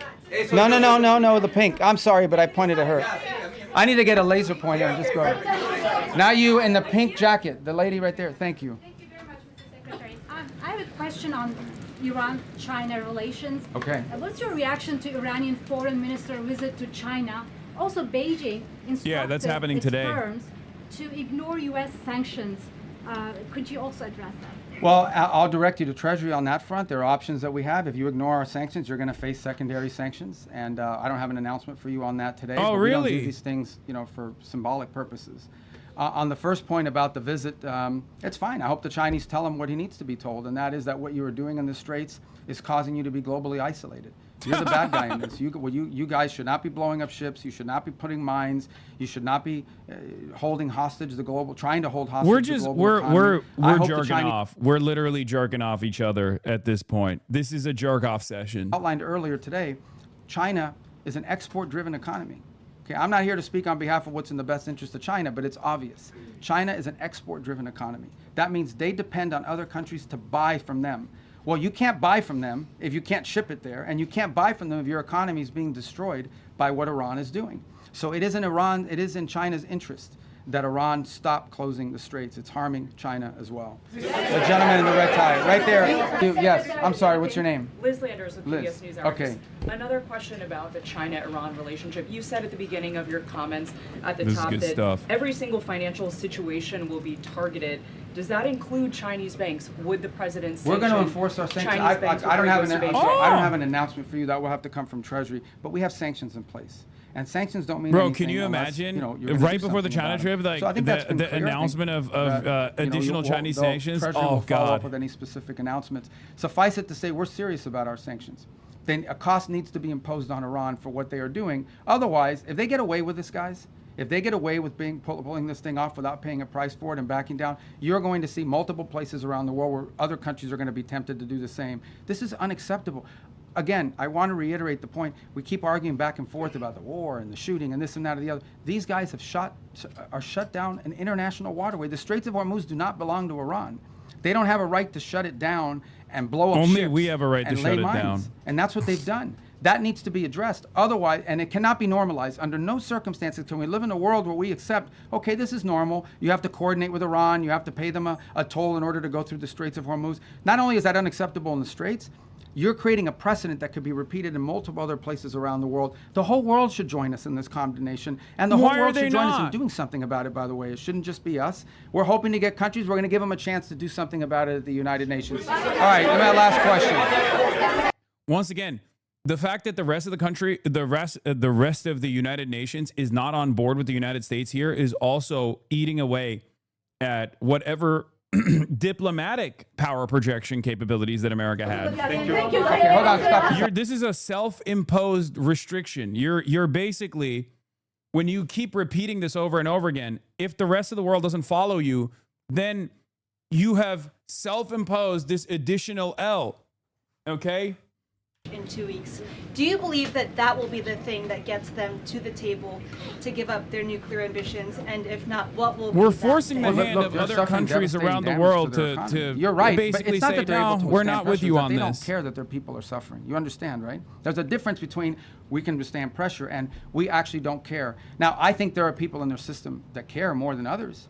You know, some of the elected people that you see, some of the people you see on television with the suits on, you know, those guys care because they know at the end of the day they have to live in the reality.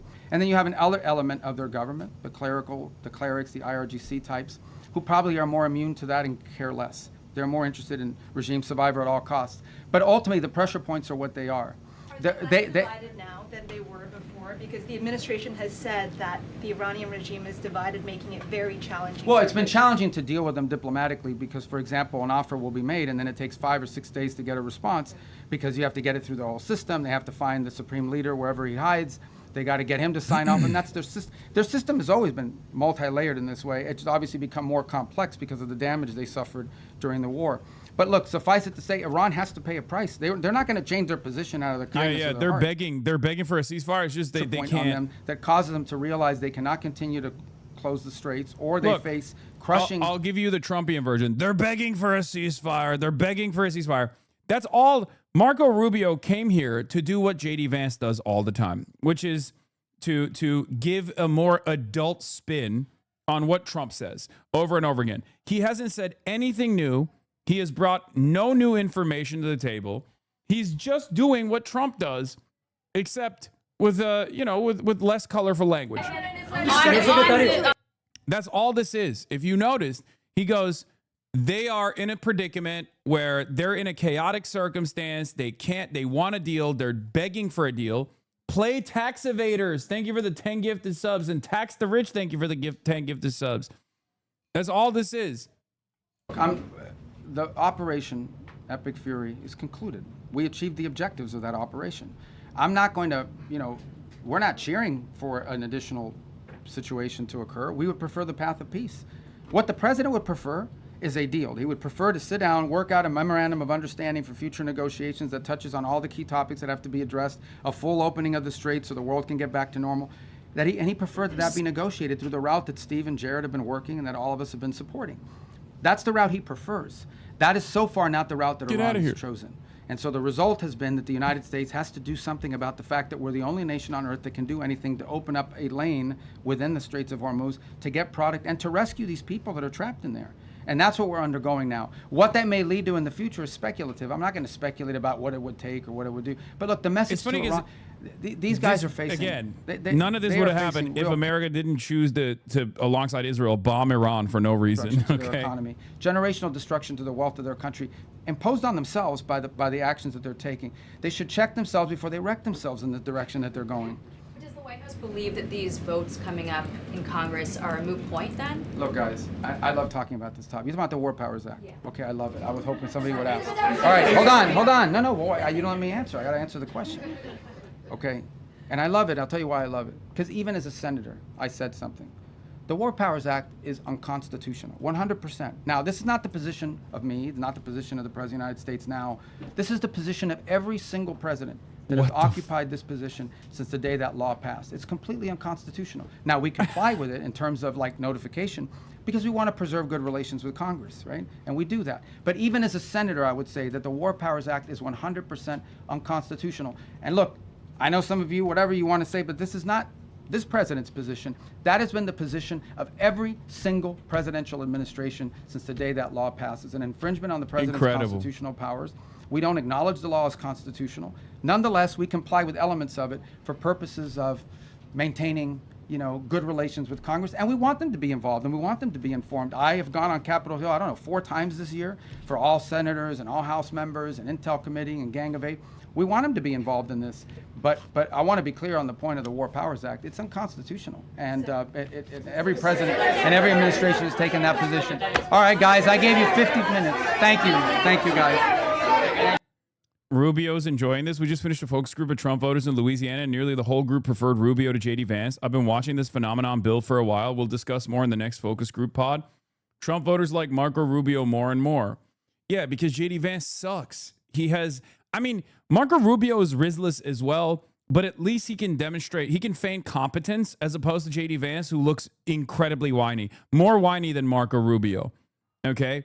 But none of this matters at the end of the day because whoever Tucker Carlson leans into, or if Tucker Carlson runs himself, he will be able to clear out the field.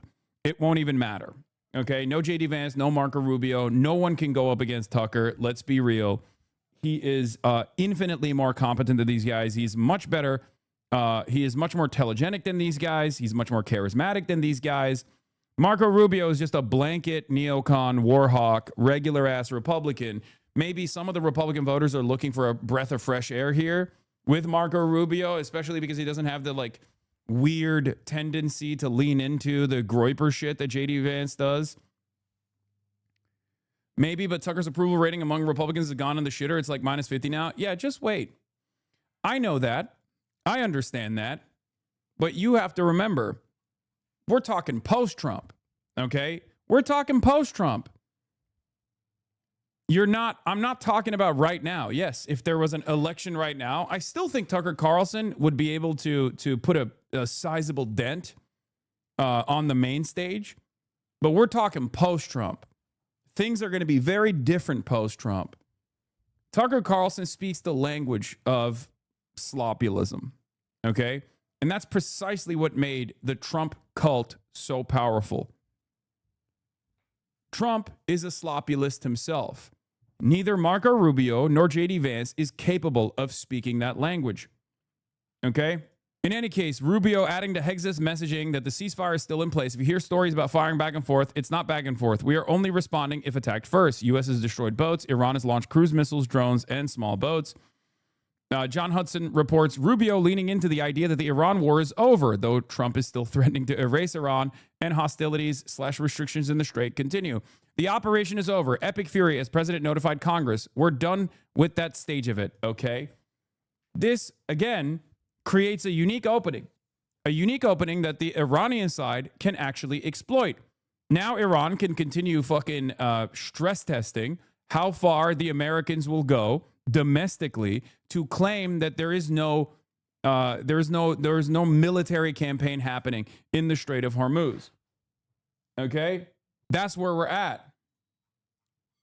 That is where we are at.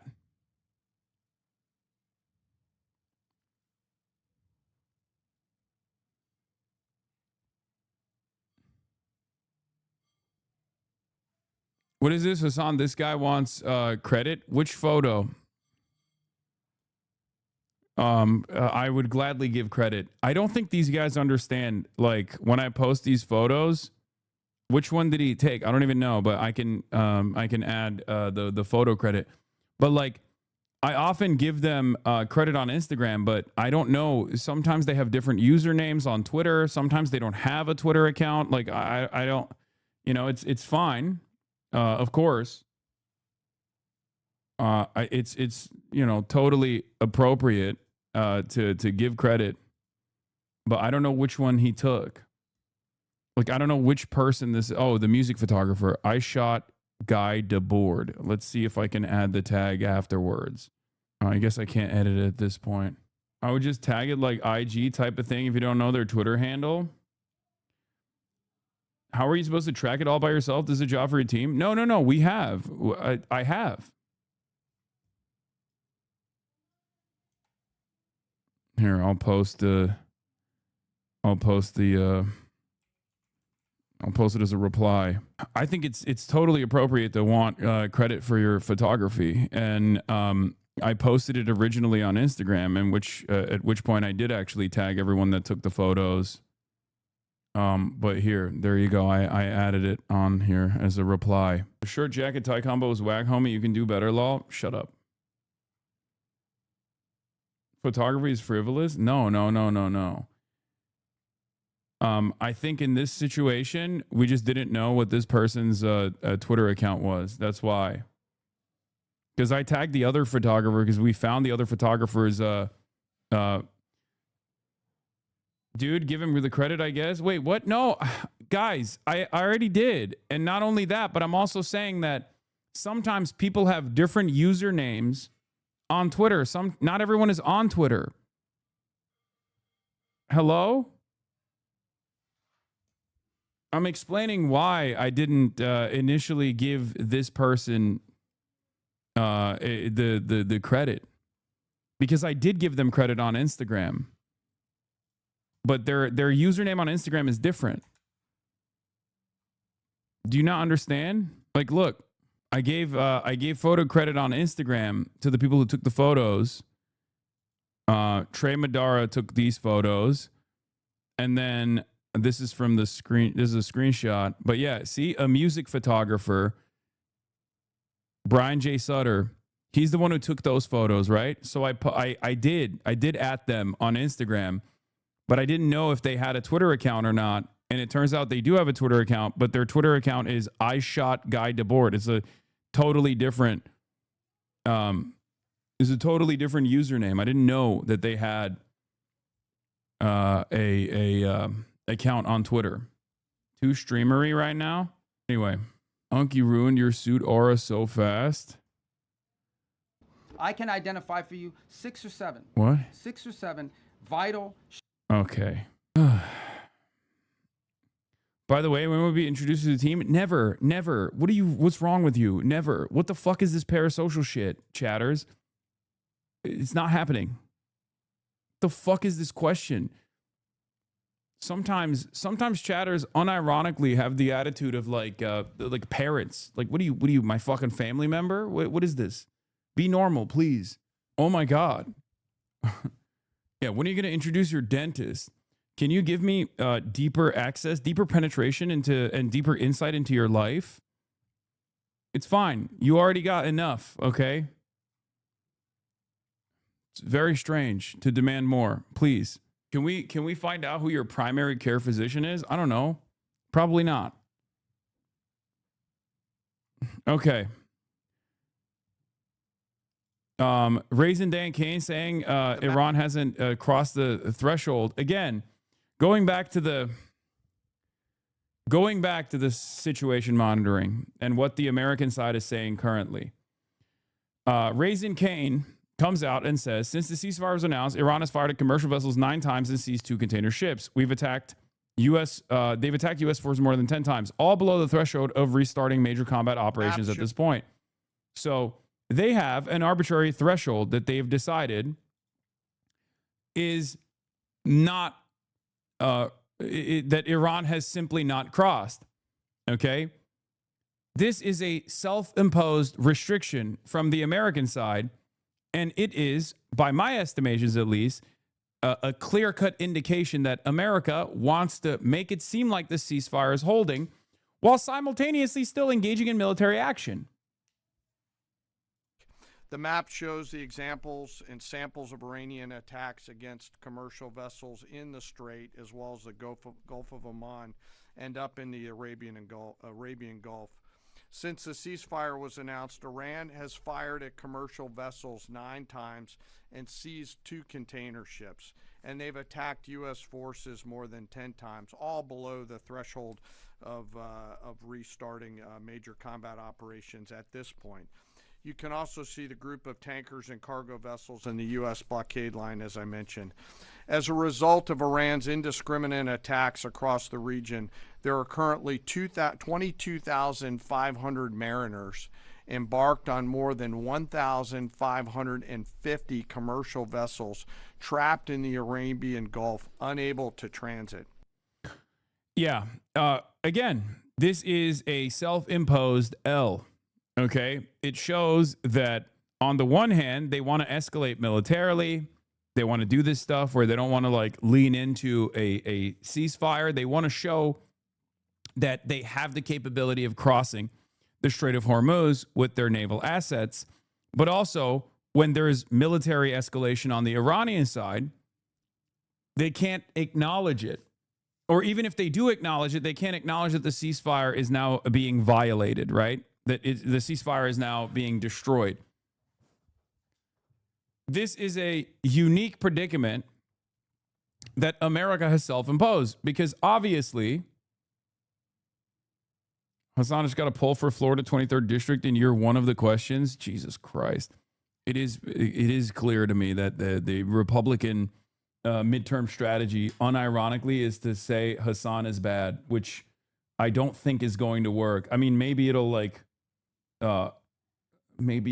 fucking ruin my approval ratings amongst like the 75-year-old, plus 75 crowd that watches Fox News all the time, but who gives a shit? Very, very stupid.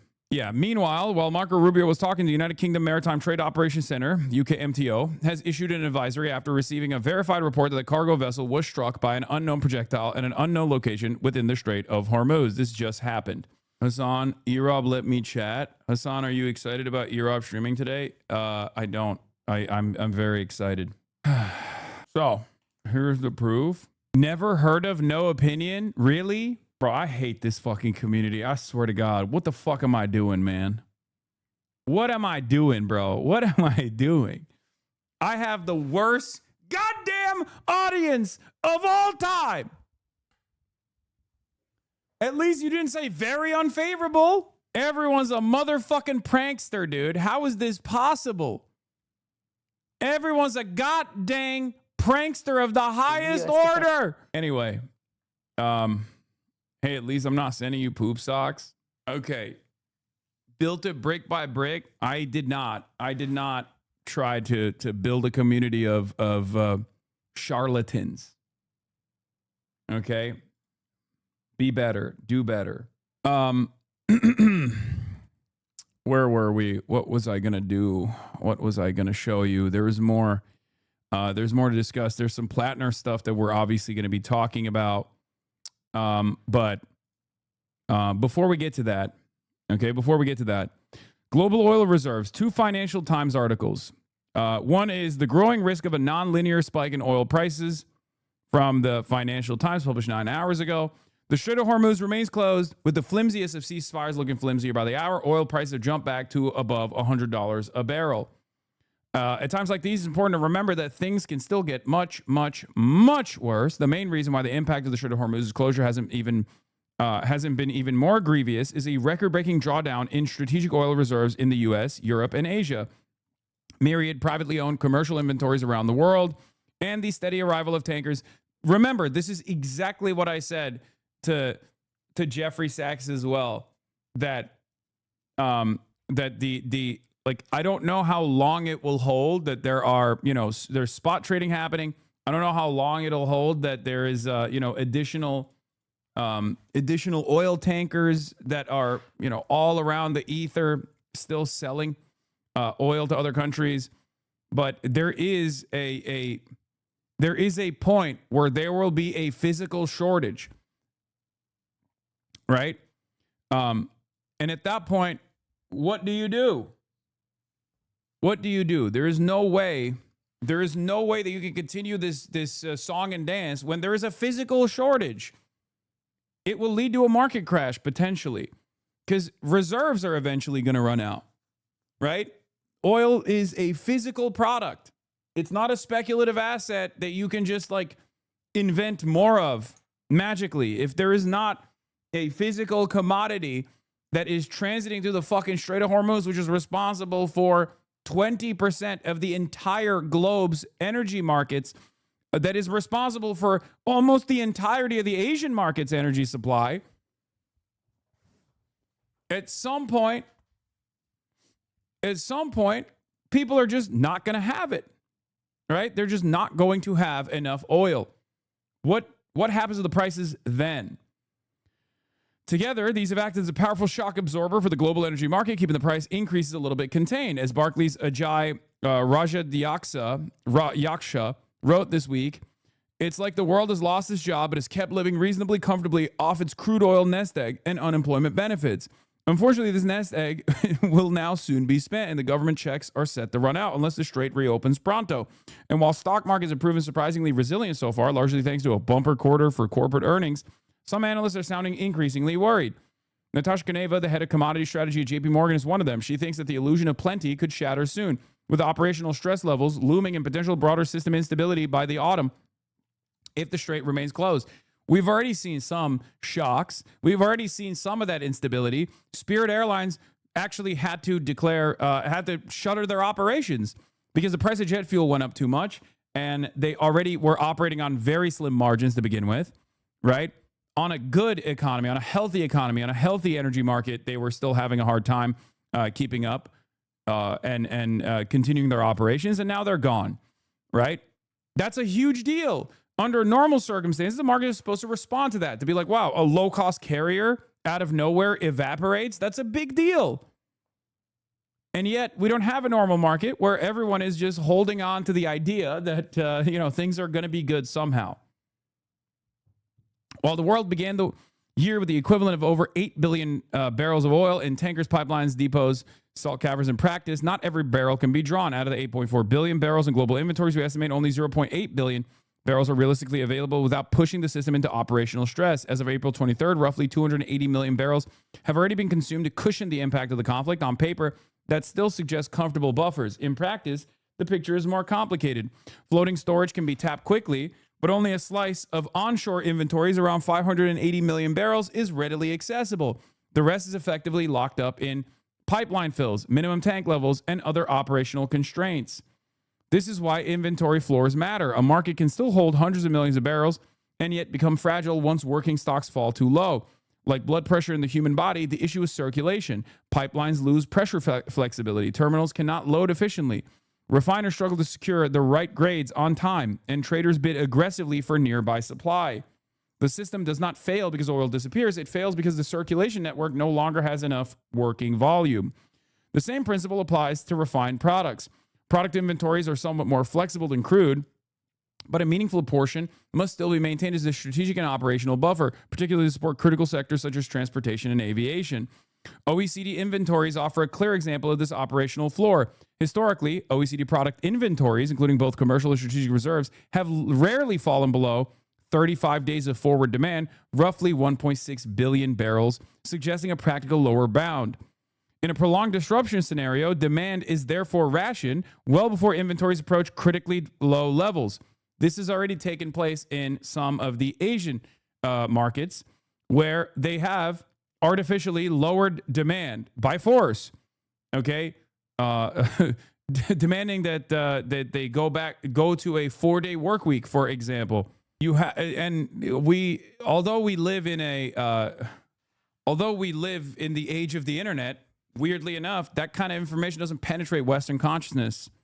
Okay? That's not based, for the record. That's not like a good thing. That is an indication that things are going to get much, much worse. Okay? So how quickly will this begin to truly bite? Kaneva argues that oil inventory drawdowns are a bit like an onion, with layers peeled off according to speed of access, economic cost, political willingness, and logistical ease. Kaneva says we are now at the fourth layer, where the higher prices begin de facto ration oil for consumers, demand destruction, as it's often called. This has already happened in some markets, right? Consumers drive less, industry cuts runs, airlines trim schedules, and refiners reduce throughput. In effect, the market is shifting from a managed adjustment driven by SPR releases and floating storage to a forced adjustment where price becomes the primary balancing tool. Observed global oil demand fell by an average of 2.8 MBD in March and is tracking a larger 4.3 MBD decline so far in April. This means less movement, less travel, less deliveries. Okay. This means a decrease in productivity. And a decrease in productivity, especially for countries that are responsible with manufacturing, means less supply overall for the goods that you normally get.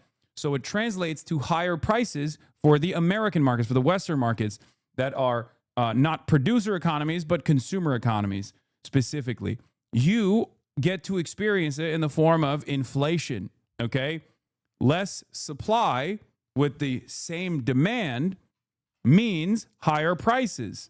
Although we have a delayed shock here in the Western world, both with the oil that transits due to the length of the trip, oil that transits to the United States of America, and also less of a need of oil coming from the Persian Gulf, we will still see increased prices. We will still see increased prices in the Western world in commercial airlines, delivery prices, and specifically the price of commodities. Okay? Price of goods that you're purchasing, because there's just less goods readily available overall because less goods are being produced. Given the magnitude of the demand pullback, our balance now suggests OECD commercial inventories are on track to approach operational stress levels by early June. The fifth layer. Operational minimum stocks are typically the last barrels drawn and in practice are deliberately avoided. Pipeline fill, tank bottoms, line pack equivalents, minimum terminal inventories, and the product stocks required for day-to-day continuity are rarely accessed because drawing them materially increases the risk of operational disruption and a broader system instability. On our estimates, OECD commercial stocks could fall to these operational floors by September if the Strait of Hormuz remains closed, assuming demand destruction stabilizes at 5.5 MBD. Now, I guess a good thing for the oil markets is a much faster deadline that is approaching. The deadline of the Beijing summit. Okay? Donald Trump is going to Beijing. Donald Trump is going to have a conversation with Xi Jinping. In that conversation, I suspect this will be the main topic of concern as opposed to what happens in Taiwan. And Donald Trump might quite literally ask Xi Jinping for help. Okay? China has obviously bailed out the United States of America in the past. This would be yet another instance of China bailing out the United States of America, which I suspect is what will take place. China will say, okay, we'll go to Iran and we'll commit to a multilateral cooperative agreement to ensure that there is longstanding peace and security in the Strait of Hormuz.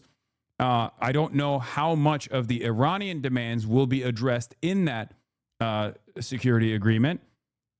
And this will probably end up cutting Israel out of the deal once more. I don't know what Israel will do in the process, but that's what I think is going to happen. Why the fuck would China help? What do you mean? Because China wants stability. Copium? No, China wants stability. I'm not saying China is going to pressure Iran. I'm saying China is going to tell America as China that the Iranian demands must be met. Part of the Iranian demands, if you looked at them recently, is now the 10-point program that they applied, the 10-point program that they put forward on like week 2 of Operation Epstein's Fury. Abbas Araghchi is visiting Beijing today. I suspect conversations will revolve around getting China to communicate the Iranian demands directly to Donald Trump from a position of tremendous leverage, because China has tremendous leverage over Donald Trump, now has even more leverage over Donald Trump, because China could be China could be the country that, opens up the Strait of Hormuz from Donald Trump's perspective. China needs the oil and chemicals and fertilizers, so they're very interested in getting this wrapped up too. Exactly.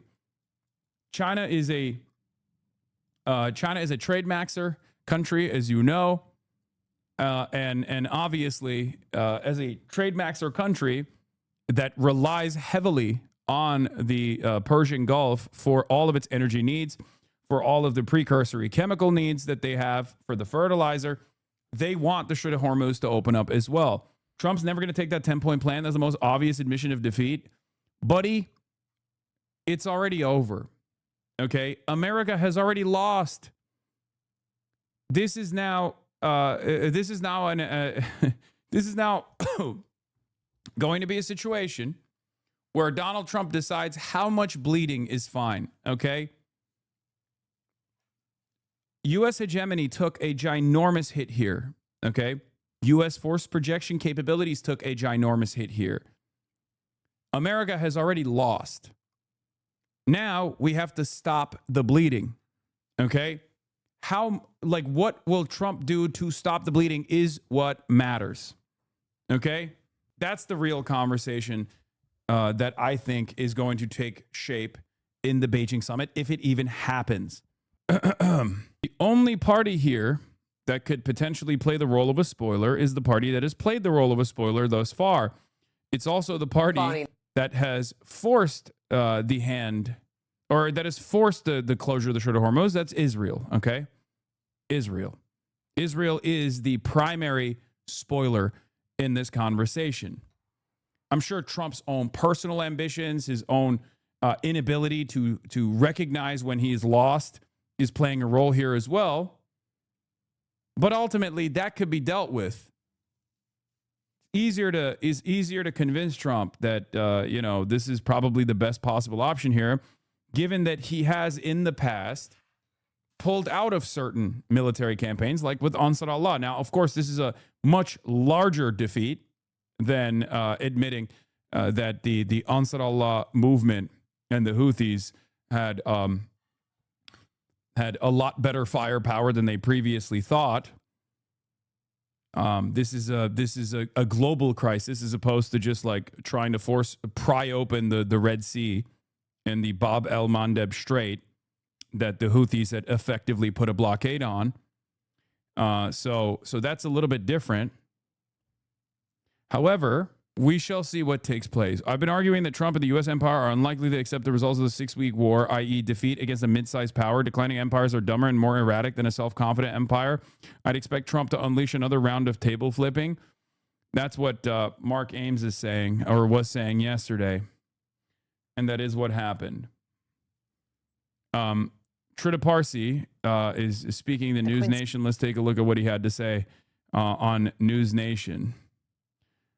He says, I told News Nation for diplomacy to succeed between the U.S. and Iran, we need a strategy centered on diplomacy, compromise, and win-win thinking rather than on coercion, forced surrender, and zero-sum thinking. Yeah, that's not how America operates, though, is it? Thank you, Joe. Trita Parsi is here, Executive Vice President at the Quincy Institute, to get a gauge on where things stand right now. Welcome to you. How do you believe the Pentagon made the distinction of a ceasefire, yet Iran strikes and the strait continue? Well, at the end of the day, the administration knows very well that if the ceasefire ends and there's a full-scale military confrontation, once again, nothing has changed in the structure of the situation that would enable the United States to regain escalation dominance. The Iranians still have it. They can take out the oil infrastructure in several of the GCC states and throw the entire global economy into a recession. So Trump has to be very careful. In my view, this blockade should not have been pursued in the first place, because Trump actually had the edge during the first part of the ceasefire because he had managed to get what he wanted. The Iranians had still not. But by imposing this blockade that is actually costing the U.S. more than it is costing the Iranians, he has turned the tables in the negative way and is now faced with this situation. I think should be noted to all viewers, we're having oil prices that are currently higher now during the ceasefire than we did during the war, and that's all because of this blockade. So as you characterize it, how would the U.S. get the edge back at this point? We need to get really serious about diplomacy in a matter that we have simply not seen so far. And the key problem in the diplomatic effort, besides some of this tendency to go and try to engage diplomatically over Twitter and social media, which is utterly counterproductive. The main problem is that Trump still thinks that he can get the Iranians to capitulate. There's not going to be an Iranian capitulation, nor is it going to be an American capitulation. There's going to have to be a compromise. And as long as we're not pursuing a compromise, we're just making the situation worse. What is a compromise when it comes to nuclear ambitions? Well, there was a compromise before in which the Iranians agreed to massive reductions to their nuclear capabilities, which was the Obama deal that Trump walked out of. But even afterwards, Trump actually managed to get a better deal than Obama did through the mediation of the Omanis. He could have taken that deal, declared victory. Instead, he declared war, and now we're in this much, much worse situation. We need to find a pathway back to that original. There is no world where you try to fight a middle power, a regional power like Iran, and then in the process of bombing them and decapitating their leadership, they gain stronger leverage as they did, right? And this is not seen as an unambiguous defeat. That's why I'm saying it's already over. This is now a matter of how gracefully we can exit from the situation. It's done. It's over. And this will have reverberations across time as well. There is no world where Iran goes back to the pre-war deal, for example, without securing far greater concessions from the American side. Whether those concessions be additional sanctions relief, which most likely is going to come, or even a process where they have control over the Strait of Hormuz, whether it's a tolling system, which is perfectly just for them to ask, for the record, or something else. But what matters is, by way of blood, by way of war, they have secured a better position overall. This is just the reality. And America has seemingly failed to achieve any of their military objectives. So right now, this is just a holding pattern on when America will admit the defeat. They will never actually openly say, we lost. That's not going to happen. Just like we don't say we lost in Afghanistan, just like we don't say we lost in Iraq, just like we don't admit that we lost in Vietnam, we still lost, right? We'll never admit it, but everyone that's reasonable will understand which side won and which side lost. For Iran, as I've said over and over again from the beginning, the victory condition was survival, okay? The victory condition for Iran is survival of the regime or survival of the state, right? Without having to establish like a puppet state or something like that. Remaining sovereign is the victory condition for Iran, which they currently have achieved, right? For the United States of America, the victory conditions have changed over and over again, but let's be real, this is not about the United States of America's interests. This is about Israel's interests. And therefore, Israel's victory condition was the death and destruction of the Iranian regime and a collapse of the state, turning Iran into a failed state, balkanizing it, fomenting civil war, one of those things that would turn Iran into Libya. And that has also failed.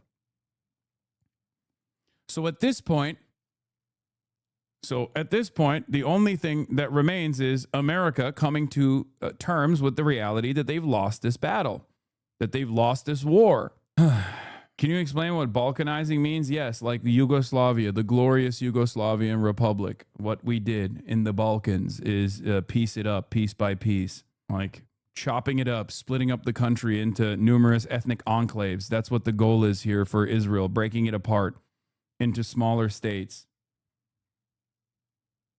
Glorious Yugoslavia mentioned. You can always look forward to that, obviously. Anyway, do you think Gen Z takes too much AAVE, or is it fine? That's crazy that you're asking me that question right now. Let's continue. That Trump had, and it was in front of him in February of this year. What does that path look like in your mind? Again, it has to be to recognize that this is not going to be won militarily. We have to stop thinking that our approach is going to be centered on military threats and coercion and then have diplomacy on the sidelines. It has to be centered on diplomacy and a compromise. There are compromises that can be reached. There are still things that can be done that can turn this into a victory for the United States, particularly if we manage to get concessions from the Iranians on the nuclear front, and in return, we offer them primary sanctions relief that would allow American companies to also get into the Iranian market. This would be the largest market that would have opened up since the fall of the Soviet Union. It could do a tremendous amount of positive for the American manufacturing industry. So there's still ways to get to a win, but we have to think win-win instead of thinking in terms of surrender. Let Trump's team get their beaks wet. You guys know I'm agnostic on this. I don't actually, I'm not even agnostic. I'm supportive of it. I take it back. I am totally in support of the corrupt tyrants of the Trump regime taking full advantage of cutting side deals, as long as that means that we stave off from our endless warmongering. Okay. I need you to understand. I said this with the Qatar jet predicament. If it led to Trump recalculating the negotiations process and like offer a little bit more breathing room to Hamas, I was totally in favor of it. It didn't work out that way, obviously. But if it mean, for example, I'll give you an example out of Cuba. If it meant that Trump Towers could exist, a Trump hotel could exist in Havana, Cuba, and that meant that America was no longer doing a blockade, I would take that deal 100% of the time. And I'm almost certain that the Cubans would take that deal as well. Same thing goes for Iran. If it meant that there was a gold tower in Tehran, a Trump tower that was made out of complete gold, and that meant that sanctions relief took place in Iran, the Iranians would take that deal 100% of the time. Okay? I do not care about the corruption. I do not care about it at all. What I care about is no longer waging war with these countries, allowing these countries to remain sovereign. You take that deal 100% of the fucking time. And I know for a fact that both the Iranians would do it and the Cubans would do it as well. Okay? The real issue here, of course, is not Trump's ambitions necessarily, but Israel's ambitions. Democrats could chirp all day, every day, and claim, oh, this is unacceptable. They're doing side deals. They're fucking lining up their pockets. Who cares? Okay? If it means long-standing peace, we take it. We take those W's. Same principle on pulling NATO troops out of Germany. It sucks that it's happening because Donald Trump is annoyed with Germany, because Germany's not interested in participating in our quagmire in the Gulf. But if it means less NATO troops in Germany, fuck it. We ball. We take those. Okay? That's a W. That's a W regardless. If Trump's spectacular failures would lead to South Korea and North Korea developing better relations with one another, fuck it. We take those. Remember, I don't care. I don't care if it makes Trump look good. What I care about is actual impact. Okay? The impact that our decisions have on the ground, the impact that it has on the lives of millions of people, tens of millions of people, hundreds of millions of people all around the world. Okay? Here is Masoud Pezeshkian, arguably the Iranian system's most outspoken pro-diplomacy voice, who famously apologized to the Gulf neighbors and got yelled at by the rest of the country in the beginning phases of Iran's defensive war against America and Israel. He's now saying U.S. demands are impossible and unfeasible. It reinforces that there is internal consensus against one-sided concessions.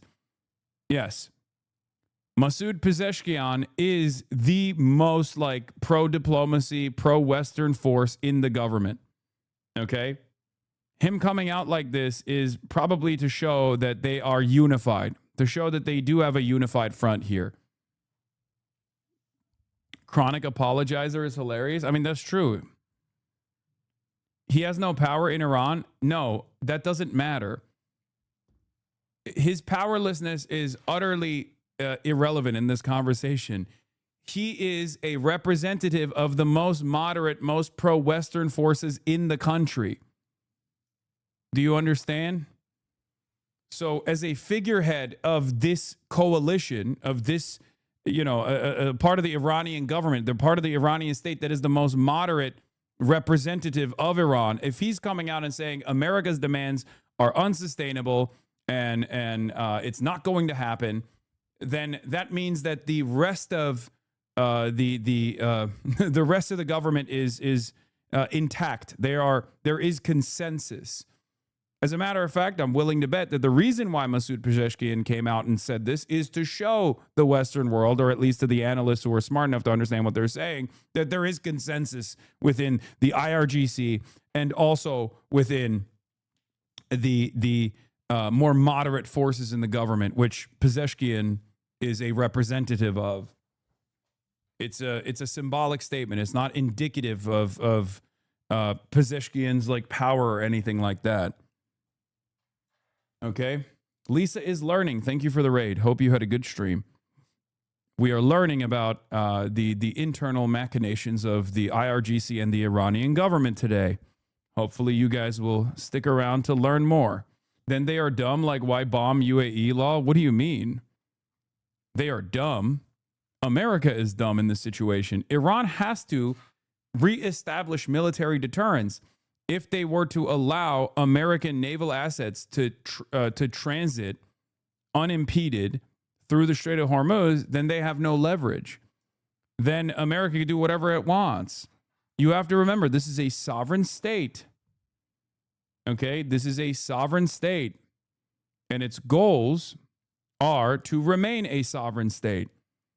Right now, they have tremendous leverage over the United States of America by way of the leverage that they have, the control that they have over the Strait of Hormuz, and the control that they have over the energy markets around the globe. Anyway, let's hear from Mohammed Ali Shabani, who had a conversation with Becky Anderson on CNN International, I think. Maybe it's the American one. To get a, well, first we'll do this. First we'll do the Iranian ceasefire is not over. Statements from Pete Kegsbreth, and then we'll talk about the China angle here because it's pretty important. And Secretary Pete Hegseth says that the ceasefire with Iran is not over, despite renewed clashes in the Strait of Hormuz. Speaking at a news briefing at the Pentagon, he said Donald Trump would make a decision over whether any incident represents a violation of the ceasefire, and he urged Iran to be prudent in any actions they take. No, the ceasefire is not over. Ultimately, this is a separate and distinct project. Like, this is weakness. This is weakness. Iran striking America's newfound additional ally, which was already an ally, the UAE, and also striking commercial vessels to stop them from transiting the strait. And then America turning around and saying, no, they didn't actually violate the ceasefire when they're obviously firing. They haven't ceased their fire. That is bitch made. Okay? This is a recognition from the American side that Iran has all the cards. That's what it is. Just like whenever Israel, in the aftermath of a ceasefire, never ceases the fire, and therefore Israel has the leverage, the upper hand in those incidents, Iran has the upper hand all the same in a similar manner in this one. And we expected there would be some churn at the beginning, which happened. And we said we would defend aggressively, and we absolutely have. Iran knows that. So then the question is, again, this gives unbelievable opportunity to Iran, right? Because now the question is, how much can Iran bomb other countries like, the UAE, for example, or how much can Iran actually hit at naval assets of the American side, and then have America still act as though there's a ceasefire going on? Will America try to transit more oil tankers or any other vessels through the Strait of Hormuz? What is the red line? Okay. This is a unique opportunity for Iran to keep pushing if they choose to do so. And ultimately, the president's going to make a decision whether anything were to escalate into a violation of a ceasefire. But certainly, we would urge Iran to be prudent in the action. I am Iranian and I decline. Nope, Iranian here, not true at all. He has no power in Iran. I'm explaining to you, I live in Iran. There are multiple groups in Iran that is not like you say. Dude, if you are not getting money from IRGC, you are missing out. They would pay you a lot. What fucking money do they have to pay me, brother? What are you talking about? Like, I get the point you're trying to make. The point you're trying to make is that, oh, you're glazing the IRGC, except the only thing I'm doing is reporting accurately on the things that are happening. Okay? If that makes you feel like the IRGC is in a better position than the United States of America, well, take it up with the United States of America. Okay? I'm not in the business of defending one side over the other. I have said whenever the Iranian side is in a worse predicament overall, I've openly admitted it. Like the situation where the combat search and rescue operations took place, right? For the Iranian side, it was incredibly important for them to be able to secure the prisoner of war, the American pilot, or at least the weapons officer. They failed to do so. I openly admitted that was a horrible look for the Iranian side, that they were not able, they were completely unable to stop the Americans from engaging in this combat search and rescue operation. Now, we don't know where the pilot is. We don't know where the weapons officer, the weapons specialist is either. I don't know why America hasn't actually brought those guys around and paraded them. It's awfully suspicious. It's weird. So we'll see. We'll see where that goes. But you know, if there's something that looks bad for Iran, I'm just going to say it openly. I have no reason or no investment in making it seem as though one side has a significant upper hand over the other if that's not the truth. Okay? Let's continue. That they take to keep that underneath this threshold. This is about the straits. This is about freedom of navigation. This is about international waterways. This is about free flow of commerce. All the things that happened before, and only Iran is contesting. So right now the ceasefire certainly holds, but we're going to be watching very, very closely. Well, Pete Hegseth also said the United States is in control of the Strait of Hormuz, confirming that 2 American... What is this, Hassan? The Iran Lego guy said it was a botched attempt to retrieve the uranium. Oh, okay. If the Iranian Lego guy said it. commercial ships have crossed through it, with hundreds more lining up to make the journey. President Trump has directed U.S. Central Command to restart the free flow of commerce through the Strait of Hormuz under the umbrella of Project Freedom. To be clear, this operation is separate and distinct from Operation Epic Fury. Project Freedom is defensive in nature, focused in scope, and temporary in duration, with one mission: protecting innocent commercial shipping from Iranian aggression. American forces won't need to... Innocent commercial shipping, as opposed to evil and guilty commercial shipping. We will not be protecting the guilty commercial shipping, just the innocent ones. ...enter Iranian waters or airspace. It's not necessary.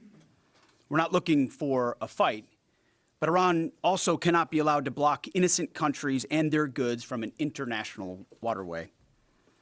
Iran is the clear aggressor, harassing civilian vessels, threatening mariners from every nation indiscriminately, and weaponizing a critical choke point for its own financial benefit, or at least trying to. For too long, Iran has been harassing ships, shooting at civilian tankers from all nations, and trying to impose a tolling system. Iran's plan, a form of international extortion, is unacceptable. That ends with Project Freedom.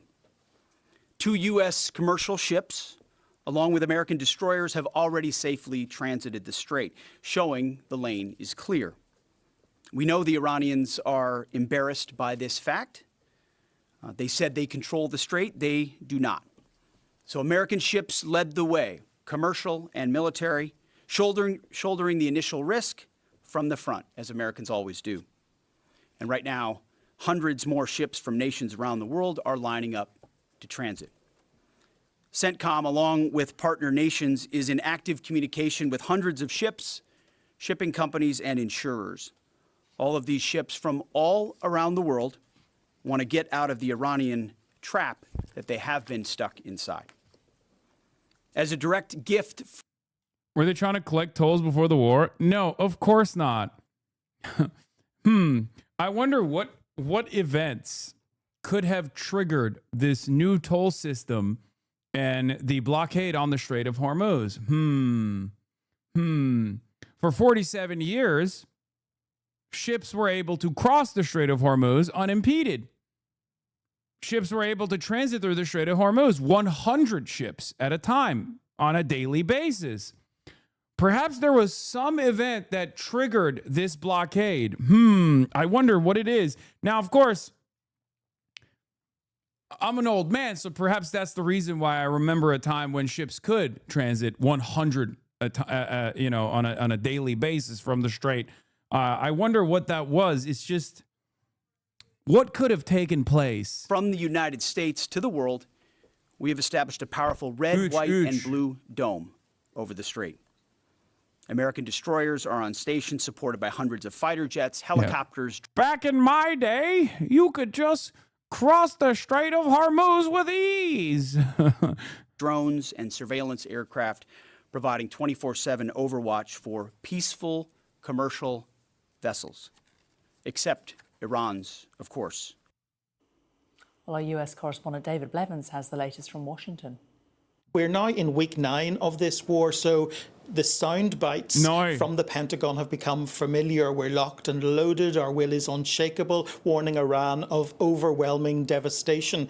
But on the whole, I think Pete Hegseth, the self-styled Secretary of War, sounded less combative this morning, suggesting not just that the ceasefire is intact, but presenting Project Freedom, this operation to secure the Strait of Hormuz, as separate and distinct from those combat operations. General Dan Kane, the chairman of the Joint Chiefs of Staff, had paved the way for him in many ways by outlining some of the attacks that have taken place, but describing them as below the threshold for a return to major combat operations. He described those attacks as low, harassing fire, Iran grasping at straws, and both men seem to be shifting the focus from the combat operations to this attempt to secure the strait so that we can see marine traffic moving through it again. They claimed 2 US commercial ships have already transited, that Iran was embarrassed by the US blockade. They said hundreds more were lining up to transit in the coming days,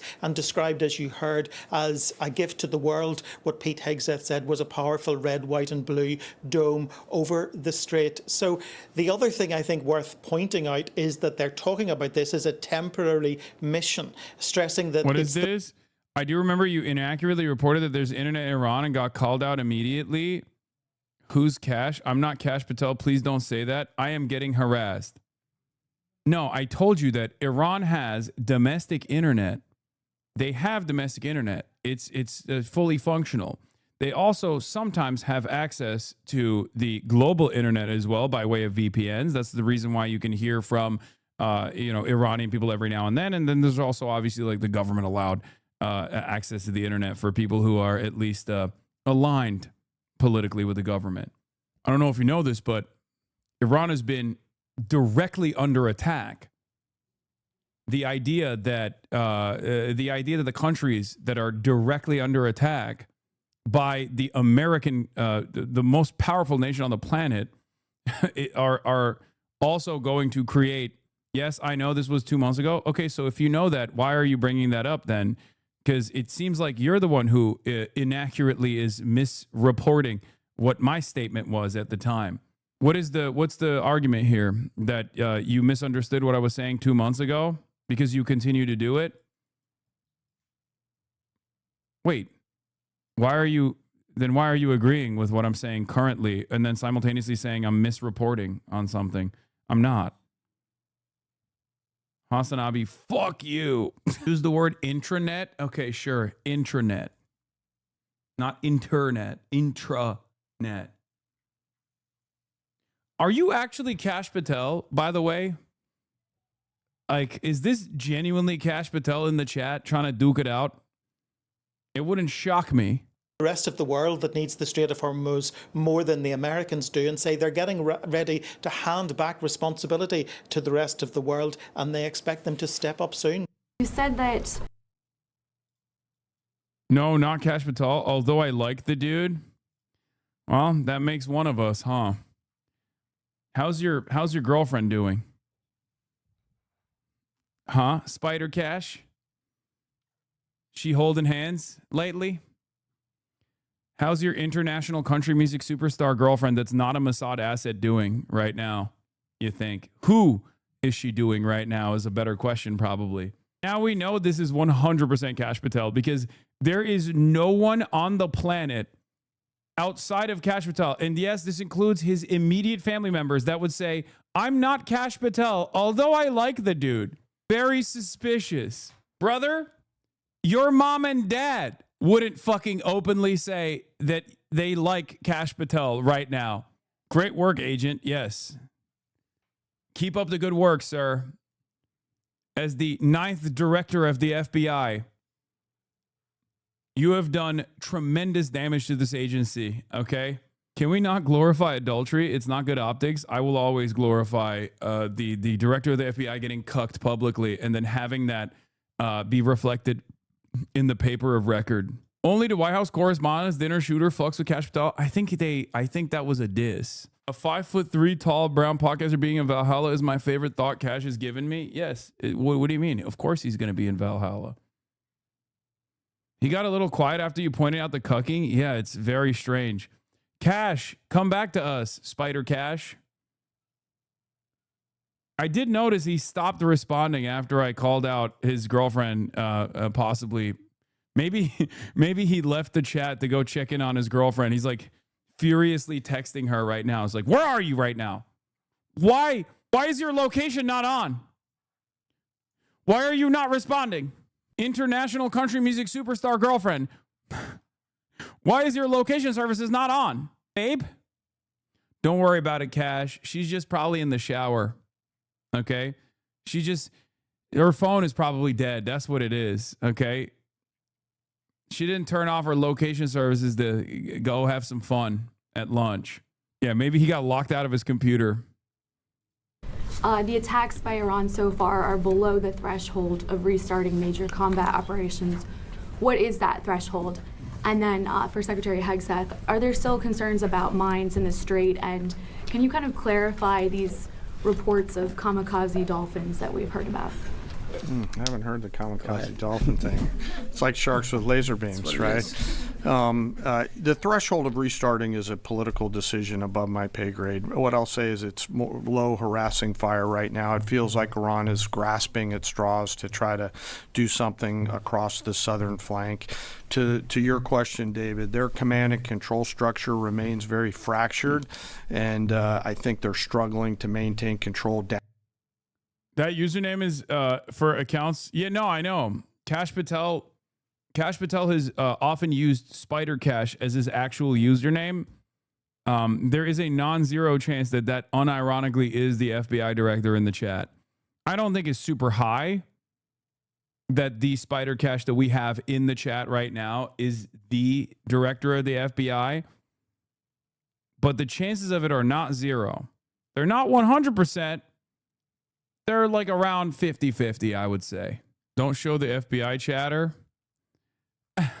Just saying. I like to think that it is actually him. Down echelon at the edge, but it's still pretty low level kinetics at this point in time. And I can't confirm or deny whether we have kamikaze dolphins, but I can confirm they don't.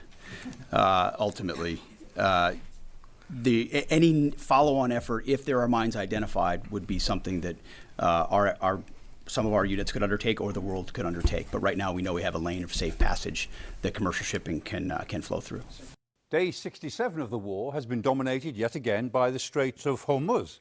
The United States has taken some very ambitious and fairly aggressive action, it says, to clear the straits. And they've sent a couple of warships into the straits, and they say that 2 American flagged cargo ships have come out of the straits protected by those 2 warships. Lots of claims and counterclaims. The Iranians say that they've attacked American warships. Well, if they have, it hasn't been very effective. And the Americans have said that they've destroyed at least 6 fast attack boats, which were sent out, presumably against some of the ships in the area.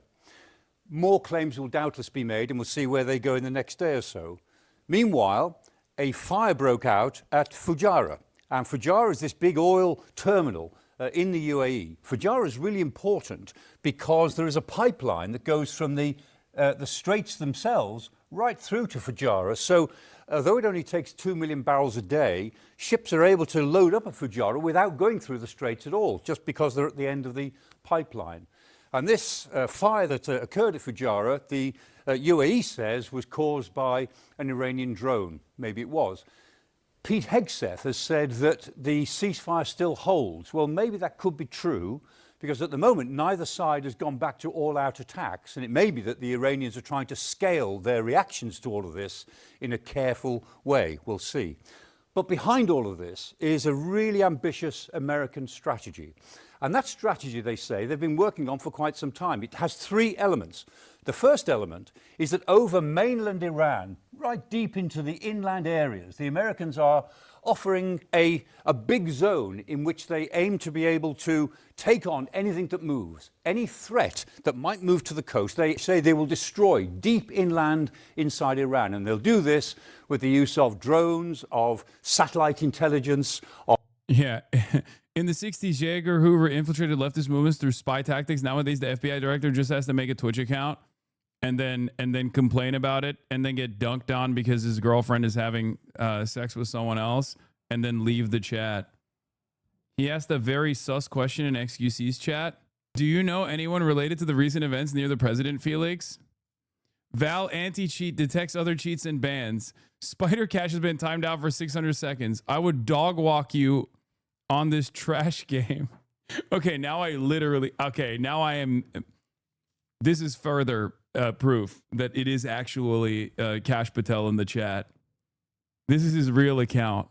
Do you know anyone related to the recent events near the president, Felix? Isn't it wonderful how fucking stupid the current administration is, that like there is again non-zero chance that this could literally be Cash Patel. Of aircraft and of ballistic missiles and cruise missiles. They'll use everything to prevent the Iranians getting any of their forces towards the coast. That's the first element. Just fucking day drunk, conducting his investigations. The second element is over the Strait of Hormuz themselves. And they describe a dome. That's what they call it. They say they've put a dome over the Strait of Hormuz. And that dome, it's not an aerial dome, it is a military. What is this? Cash Patel can save New York. Chucks and beers, woo. Hello, lovelies. Have a good night. Yeah, good night.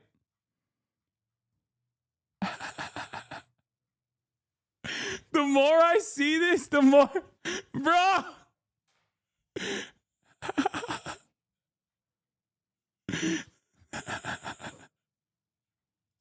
Arrangement whereby they say they'll take on anything in the air, on the ground, at sea, or even underneath the sea. If they see any sort of threat developing anywhere in this zone, they'll go after it. And they can go after it in a matter of seconds, not 10 minutes, but 100 seconds, 110, 120 seconds. That's the kill chain that they're able to bring to bear inside this dome, which they claim now to have established over the Strait of Hormuz itself. And the third element, and this is in a way the most interesting element, is they say they have demined a channel that runs towards the coast of the UAE and then runs really close to the coast, right up over the point and down the coast of Oman. And this channel, they say, is clear, it's demined, they've been working on it secretly for some time. And ships can go into this channel and, with American help, can get out of the Gulf. Pete Hegseth said today that hundreds of ships, hundreds is what he said, are lining up to take this channel. Well, we'll see pretty soon if that is the case.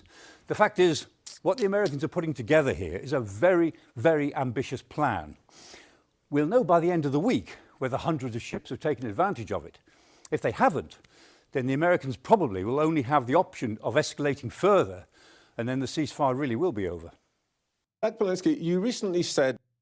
We'll do the Zach Polanski stuff in a second. We still have situations to be monitored.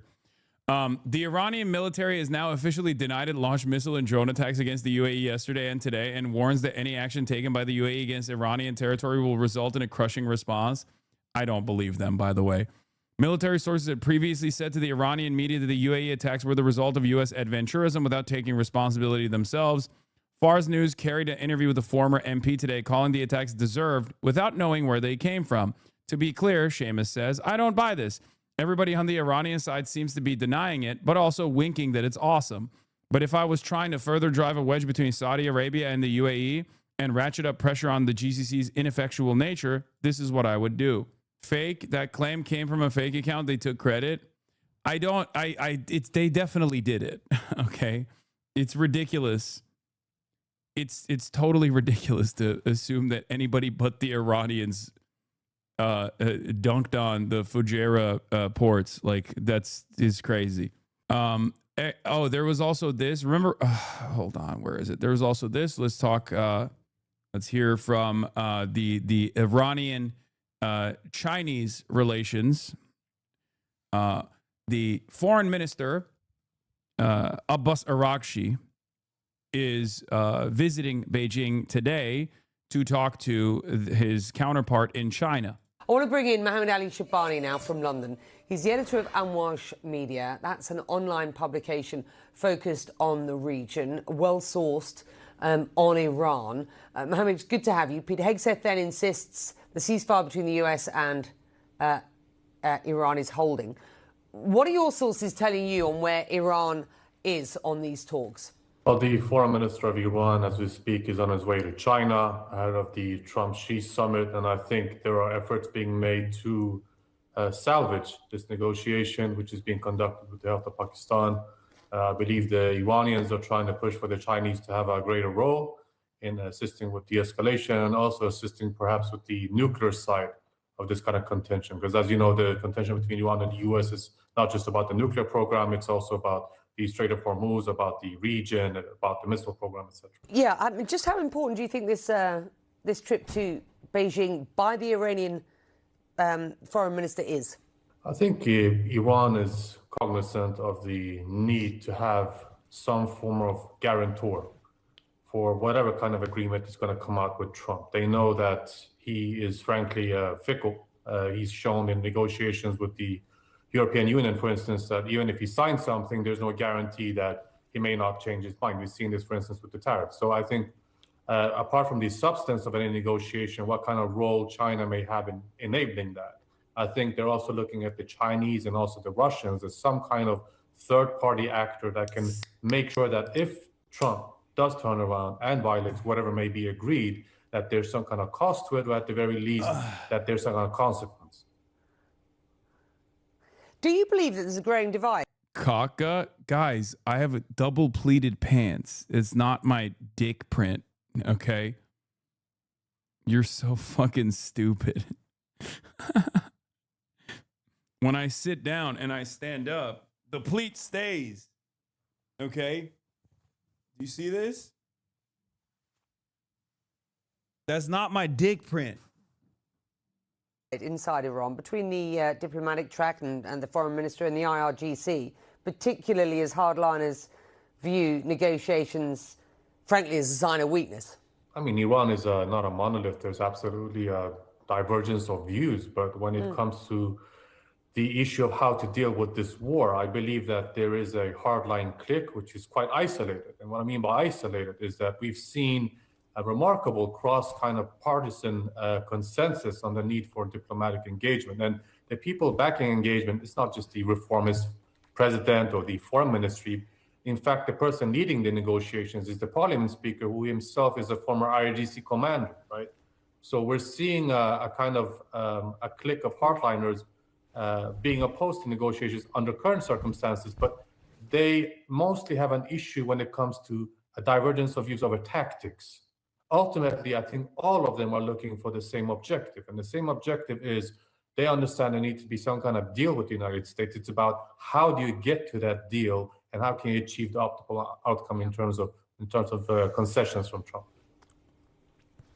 And the Revolutionary Guard have been very upfront about the fact that the Strait of Hormuz is leverage for Iran. I want to show you this map released by the IRGC, showing what they say is a widening of Iranian control over the Strait of Hormuz. The area, you see the two fat red lines there. The area starts with a line between the westernmost tip of Iran's Qasem Island all the way round to the east there, which is the bottom of that, meeting that red line, is the coastline of the United Arab Emirates. And this relates, the release of this latest map coincided with what Emirati authorities said was a drone attack yesterday on an oil port in Fujairah in the UAE. That was caused by a fire. It caused a fire. What kind of message is the Revolutionary Guard sending here? So for the Iranian state, beyond the government, the state as a whole, they look at control over this waterway, this maritime choke point, as a major... Did I miss her say The Hormuzzi? coastline of the United Kingdom of Iranian control over the Strait of Hormuz, the area. One more time. And the Revolutionary Guard have been very upfront about the fact that the Strait of Hormuz is leverage for Iran. I want to show you this map released by the IRGC, showing what they say is a widening of Iranian control over the Strait of Hormuz, the area. Okay, confirmed. Confirmed. We're having an impact. Strait of Hormuz. You see the two fat red lines there. The area starts with a line between the westernmost tip of Iran's Qasem Island all the way round to the east there, which is the bottom of that, meeting that red line, is the coastline of the United Arab Emirates.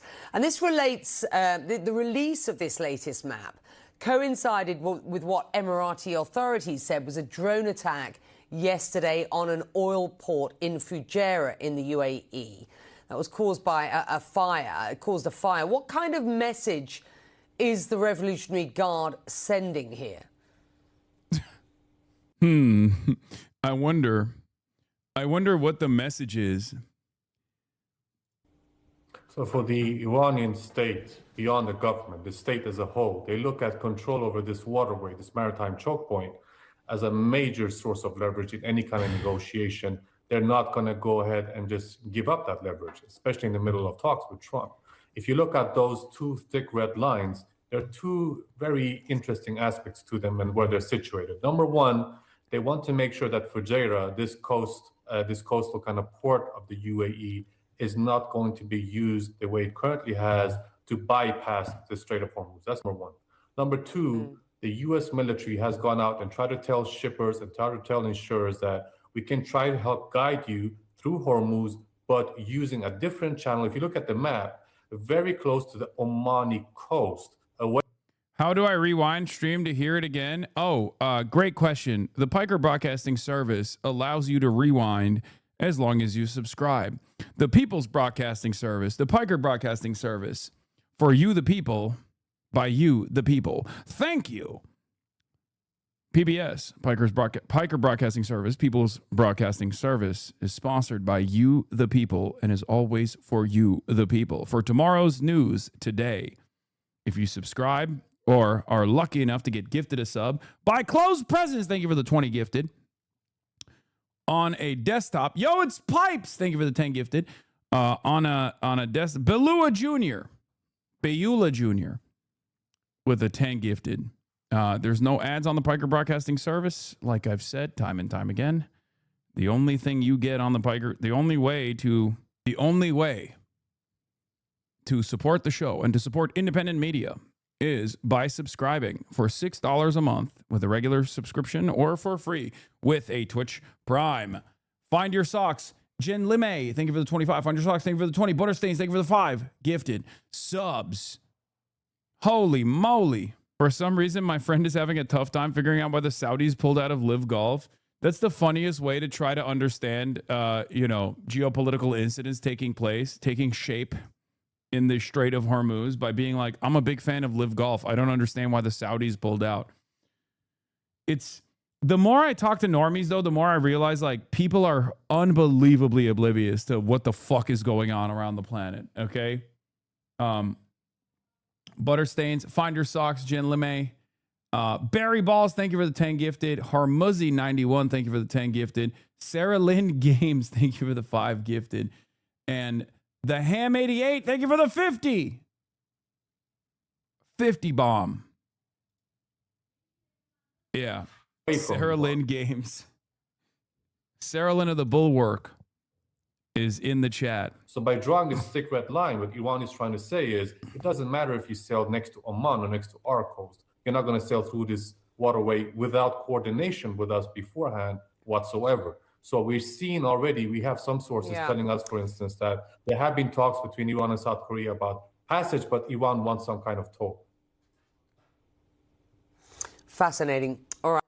Geopolitics has been reduced to that's crazy and they don't try to dig deeper because they've been taught that politics is yucky, well, it's a comfort that you get to have if you live in the United States of America, in the heart of empire.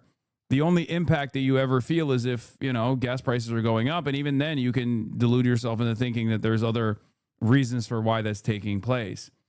That's just how it goes. And that's probably a big part of the reason why a lot of people get away with yelling about what I represent to a lot of Americans by simply saying like, oh, this guy, I'm offering analysis, but a lot of people can turn around and be like, oh, he's just like defending our enemies. A lot of Americans don't think too deeply about why these sorts of events are taking place. Just saw Steal the Story, please. Will you also be covering 30 Years of Horrors? Yes. They had to cancel all the Formula One races in the Gulf this season because of the conflict, and I find it incredibly funny. Yeah, it's just very funny that people don't understand why that's happening, though. I'd be a lot less sad if I didn't listen to this damn broadcast. Yeah, but you're informed. I think it's important to always be informed. Like, yes, the situation is worthy of being monitored, sure. Unfortunately, when you monitor the situation, you also get sad. Let's look at the New York Times analysis on the Chinese-Iranian relationship. China seeks an advantage with both Trump and Iran as war evolves. Now, of course, this analysis is always going to be, kind of hawkish against China because it's obviously the paper record and therefore will reflect the views of the State Department. There was also this as well I wanted to show you. Crazy chart from JP Morgan. We all know the narrative that the U.S. is energy independent, but the spike in U.S. gasoline prices over the past 2 months has outpaced everywhere except Southeast Asia, the region most dependent on oil from the Persian Gulf. So Americans are experiencing some semblance of impact. Maybe many of them don't understand why, but, sorry. Nice. Where'd you get it? For us. Okay. I like that jacket more than the one that he got me. That's a little too small on you. Let me try it on. My dad loves that I'm doing suits now. So he's just like buying a bunch of suits and blazers for me and Murat as well. Otherwise, Murat will get very sad. Why he kind of smooth with it? Oh, it's fucking Roger Stone. Of course he's smooth with it, unfortunately. Anyway, let's get back to China. China seeks an advantage with both Trump and Iran as war evolves. Let's take a look by Edward Wong. As President Trump tries to sort out his next steps in the Iran war, China has taken its own actions to ensure that it benefits from whatever outcome eventually emerges, obviously. China is prodding Iranian officials to negotiate with the United States while also quietly allowing its companies to give Iran commercial support that would help Iran's military if Trump dives back into a full-blown war. Yeah, how dare China not listen to our ridiculous, arbitrary demands that we're making after we have been caught in flagrant violation of international law? How dare they? The Chinese government has not taken a strong position on the war. It has multiple goals and acts with caution, so its hedging officials and analysts say. The war will no doubt be an important issue in talks between Mr. Trump and Xi Jinping, China's leader, when they meet in Beijing for a 2-day summit scheduled to start May 14th. On the one hand, having the United States bogged down in yet another war in the Middle East is advantageous to China. The U.S. military has quickly expended an enormous amount of munitions, depleting stockpiles that would be critical in any future conflict with China, and the war diverts the Trump administration's attention from Asia. But China also sees a benefit in trying to help end the war, which Mr. Trump and Israel started more than 2 months ago. Earlier, in the war, Iran's military effectively closed the Strait of Hormuz to most ships while allowing vessels carrying Iranian oil to cross, including ones bound for China. But the Chinese economy has still been hurt by the surge in global energy prices, of course. And the country is also feeling an impact from a U.S. naval blockade that prevents some ships from leaving Iran's ports. Although some observe that Beijing might favor a prolonged war in Iran, policy discourse in Beijing, in fact, favors de-escalation, said Yun Sun, a scholar of China at the Stimson Center, a foreign affairs research group in Washington. Both China and Russia have asked Iran to continue negotiations with the Americans, said 2 Iranian officials. Last Wednesday, Mr. Trump spoke to President Vladimir Putin of Russia about the war. And Secretary of State Marco Rubio and Wang Yi, his Chinese counterpart, discussed the war in a call on Thursday, said Liu Pengyu, the Chinese embassy spokesman in Washington. That's a cool mural. Man, these guys are goated with the murals, huh? I hope it's not AI. I hope the art was created ethically. Probably is AI, though. Mr. Trump already postponed the... They love... Dude. If you think Americans like AI, holy shit. I mean, Chinese people love AI. Like, countries that are outside of... countries outside of the West love AI a lot more than countries in the Western hemisphere, Western sphere of influence love AI. Like, people fucking go ape shit. Bananas, the third world. Oh my God, they fucking love AI so much. Not even just the third world, but like developed nations as well. Just like not the immediate Western countries. Mr. Trump already postponed the summit with Mr. Xi once because of the war. He wants to go to Beijing in a position of strength, officials say, and not with an unresolved conflict that continues to roil global markets and sap U.S. military resources. Duh. For China, there's the issue of our blockade, said Rush Doshi, a scholar at Georgetown University and Council on Foreign Relations who worked on China policy in the Biden White House. For us, there's the issue of China's support for Iran. Good luck, by the way. Good luck trying to stop them from continuing developing long-standing and more meaningful relations, including maybe some semblance of a defense arrangement forming here. Obviously, China is a lot more shy about, putting pen to paper on these sorts of things. Like, the only defense relationship that China has is with North Korea, and that's a holdover from the Korean War.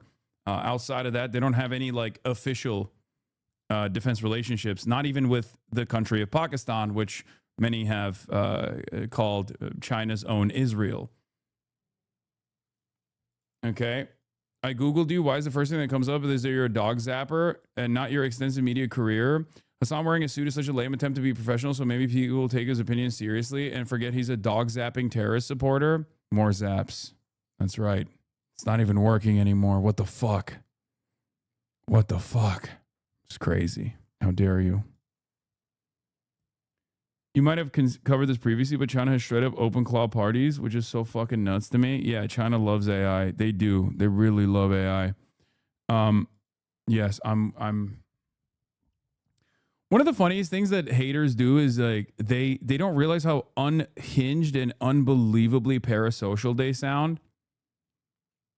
Where like when they come in here and they're like, I know everything about you and I know what makes you tick. And I assume that this will be very frustrating for you. I'm going to say this. I'm going to say these things with the hopes that it actually frustrates you. It won't. That person did not just Google kind of worked. Yeah, no, it definitely did. Uh-oh, lol, kind of worked. Yes, chatter. It did. I'm devastated. It's over for me. It's over. It definitely worked. I'm very frustrated, as you can tell. I was learning through an app called Hello Chinese. It was a great learning app, right? And then one day completely removed the first course and replaced it with the AI-generated course with AI helpers and AI art. They wound up putting out an apology saying that they're a China-based company and weren't aware of the perceptions around AI in the West, and they allowed you to use the non-AI course again. That's funny. Is chauvinist to tell the global South how to use our problematic tech, i.e. climate degrowth? Wait, what?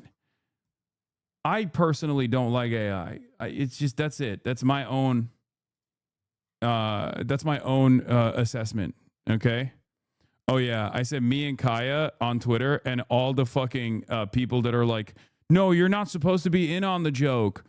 This is supposed to be devastating for you. Like, it's so funny. No, you can't make a joke out of my calls desperate attempts to cancel you. No. How dare you? How dare you? Anyway, where were we? Stop laughing. This is supposed to frustrate you, dude. I don't think people understand.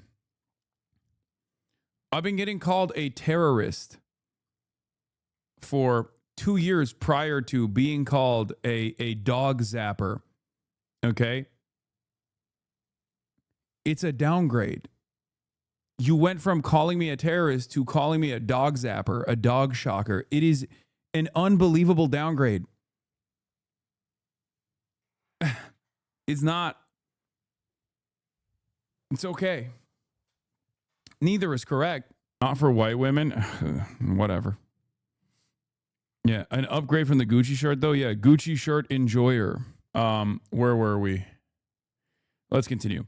American intelligence agencies have information that a Chinese company may have tried to send a shipment of shoulder-fired missiles to Iran. Chinese companies have also shipped Iran material that is considered dual use, meaning it can serve civilian and military purposes. Everything is dual use.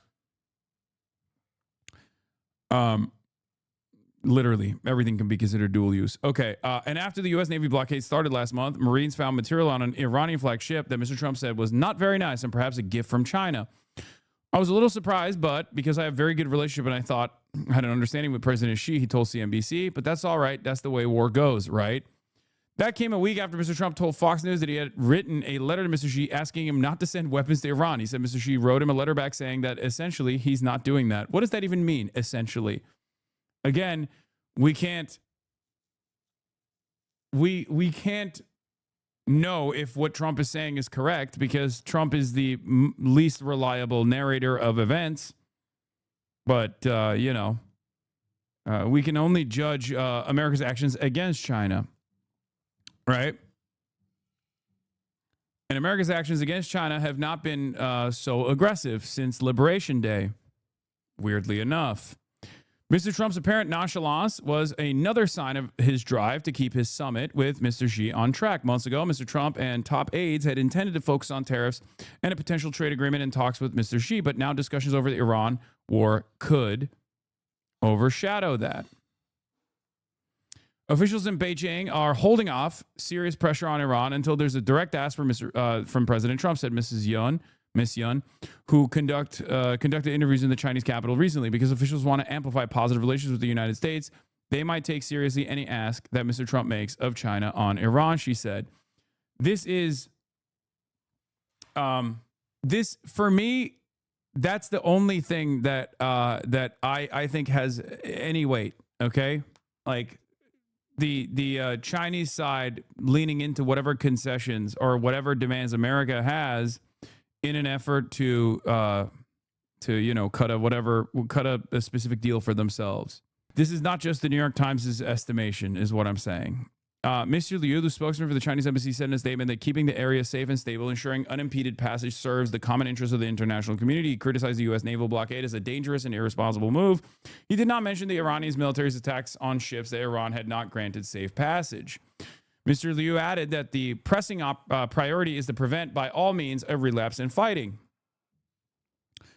Two of the calls were with Abbas Araghchi, the Iranian foreign minister. He added China's special envoy to the Middle East also traveled to the region. China played a crucial role behind the scenes in getting Iran to accept the terms of the ceasefire, several foreign officials said, adding that diplomats from some of the countries involved in the conflict are encouraging China to stay engaged.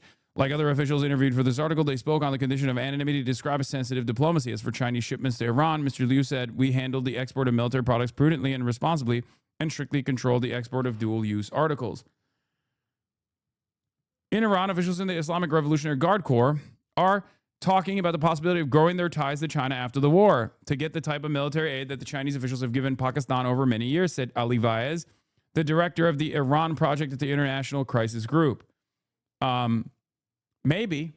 I said that this would be the smart thing to do from the Iranian perspective. What is this? Hassan, your news reading precision is staggering. Mapping narratives, catching contradictions. Okay, stop with the chat GPT, please. Jesus Christ. I write in the I paper that the geopolitical repercussions of the Iran war are likely to be far more reaching than those of the invasion of Iraq. This is my estimate. This is my estimation as well. In Iraq, the U.S. at least won the war militarily in 3 weeks, only to lose the peace later. In Iran, the U.S. has lost not just the peace, but the war itself. There's also another major difference here. America was not meant to win the Iraq war, right? America achieved its ultimate goal of securing the energy ministry. It was the first thing that they did, and also securing the oil fields, which they also did, right? The rest was just opportunity for the military-industrial complex to continue churning profits. However, in this circumstance, with Iran, there is a genuine issue with the international energy markets in a state of crisis. This does not benefit capital. Okay?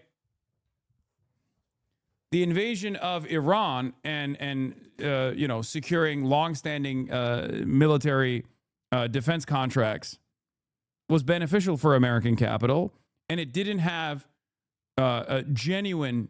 It did not actually disrupt the energy markets in this spectacular fashion. So in this circumstance, there is a real issue. So that's also a big difference. This raises significant question marks as to whether U.S. global primacy is feasible anymore. If a country like Iran can not only deny the U.S. victory, but impose on it a strategic defeat through the use of technology and geography, it is not only the reliability of America's security umbrella that comes under question, but also its efficiency. These repercussions will not be limited to the Middle East alone, but will likely be felt globally. What emerges instead is arguably a different kind of global order, one not defined by dominance, but by mutual denial. In this world, great powers cannot simply impose their will, and smaller states can resist them at tolerable cost. The result is not chaos, but constraint. The danger for the U.S. is not irrelevance. It's that it continues to pursue a strategy designed for a world that no longer exists. The same is true for countries like the UK that have largely chosen to rely on American military dominance. American hegemony promised control, but the Iran war revealed the limitations of American power. In the gap between promise and reality lies the likely end of an era. The winners will ultimately be those who adjust. It's a whole lot of words to basically say American hegemony is over and multipolarity is imminent, or not even imminent, but it's here. It's already here. The first shot across the bow was the Russian invasion of Ukraine. This is part of the reason why some consider Russia's actions to be anti-imperialist. I do not. But although Russia was behaving in an erratic and insane and unjustifiable manner with its invasion of Ukraine, the reality is that it was the first significant attack against the American unipolarity, the American hegemonic power status. The fact that while Putin very clearly could not achieve all of its military objectives, the very fact that they were capable of overtaking Ukrainian soil militarily and holding it militarily in spite of the American side of the Western forces offering as much support as possible to Ukraine, okay? This was a significant step against American hegemony. The fact that the United States of America and the Western forces could not stop a regional power like Russia from exercising its will upon the Ukrainian people. So EU blocks funds for key Chinese solar energy parks from November 1st, citing security concerns as imported inverters could be used to manipulate energy networks to gain unauthorized access to operational data, which could lead to countrywide blackouts, says the Financial Times. So they're doing another self-imposed restriction for no reason. So to sum it up, the EU cut itself off from Russian oil and gas, is suffering from unprecedented energy supply issues from the Middle East because of the Strait of Hormuz, again, due to American adventurism in the region, military adventurism, has industrial energy costs 2 to 3 times higher than its competition, produces 40% less electricity than the U.S. despite having 33% more people, and 75% less electricity than China. And their move right now in this context is to deliberately raise the cost and slow the rollout of Chinese solar, the cheapest and fastest deploying form of electricity in the market, on the flimsy pretext that it's a security threat. As Arnaud Bertrand reports, the bigger security threat would be having your industrial base relocate to countries that didn't voluntarily price themselves out of energy, or for that matter, ensuring that any new AI infrastructure or industrial projects gets built anywhere but Europe beyond parity. I mean, I don't even care about the AI stuff here, but I will say, what's a larger security concern? Tremendous instability born out of the collapse of your energy grid. The fact that the fact that you're experiencing an unprecedented energy crisis and you're not even creating alternative modes because of security concerns. I find that to be very stupid. But then again, this is how the EU has always operated. So it's all talk at the Davos summit about how middle powers can align with one another and finally dig out some kind of sovereignty for themselves. It's always fucking bullshit. I see more and more voice affiliated with the IRGC, now the real power in Iran, openly saying that the failure of Iran has been that it was too shy about aligning itself with China and Russia. Bro, did they interview me? That's crazy. This is my assessment as well. China and Russia, and was instead trying to preserve its independence. More so China than even Russia, in my opinion. Okay? And was trying to preserve its independence, it said. They say they need to mortgage out part of the country to China to end up where Pakistan is. Across the Persian Gulf, Saudi Arabia and the United Arab Emirates are trying to get China to play a bigger diplomatic role. On April 20th, Crown Prince Mohammed bin Salman of Saudi Arabia called Mr. Xi to talk about the war. This is the other side of the story, as I've said before. They have significant interest in the Gulf, right? And therefore, less so than America's interests, China wants stability for its own personal energy needs, but also because they want to have more diplomatic ties or more leverage, more influence over Gulf states anyway.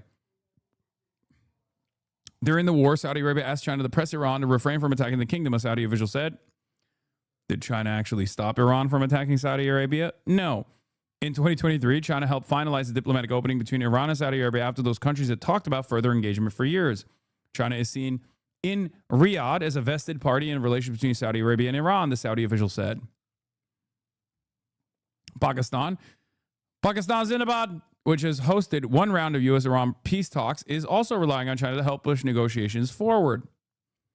On March 31st, China and Pakistan issued a 5-point statement calling for an immediate ceasefire, peace talks, and the protection of civilian sites, and opening of the Strait of Hormuz, and respect for the United Nations Charter.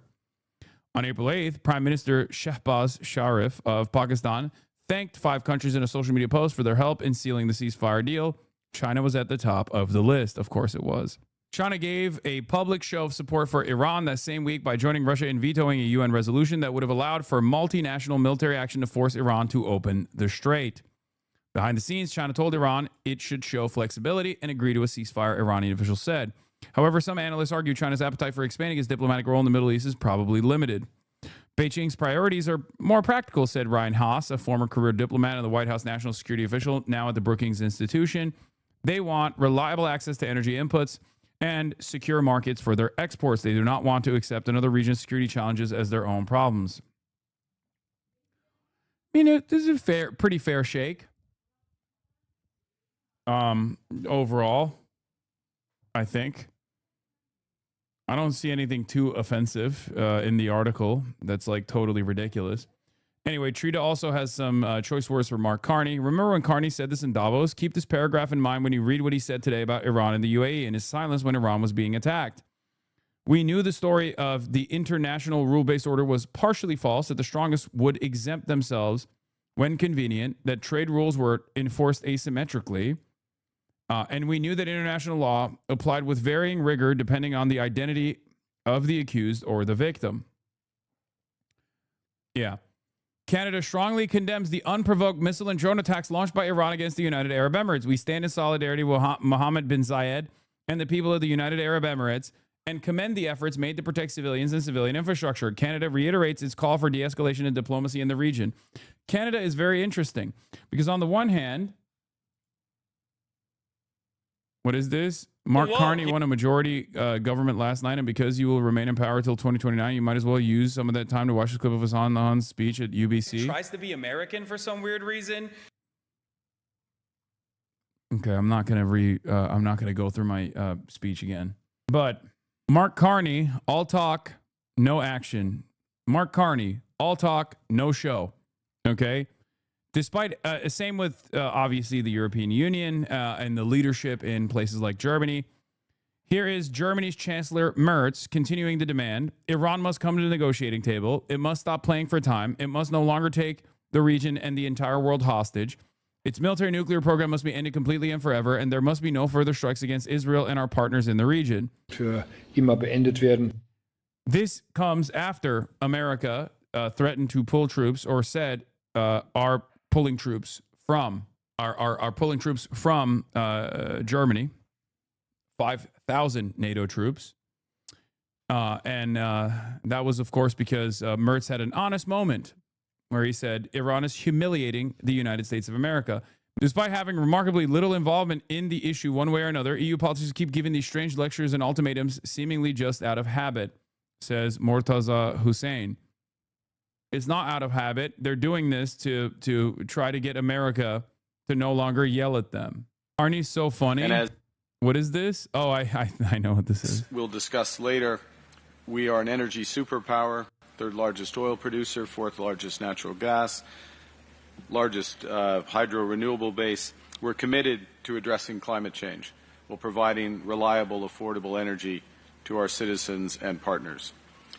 In closing, we're here because of your invitation. Again, thank you for that. But we're here because of the moral and security imperatives of our cooperation in the Caucasus, in the Baltics, in Ukraine, across Europe, and also because of the immense potential for our partnerships to build a better, more prosperous, sustainable, and just world for our citizens. And I'll close with this.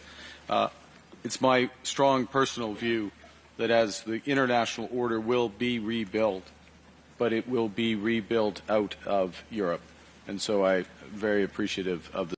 And as we'll discuss later, dude thinks Europe got any shit to say. I don't even know how to respond to this. The fucking is my strong personal view that the international order will be rebuilt, but it will be rebuilt out of Europe.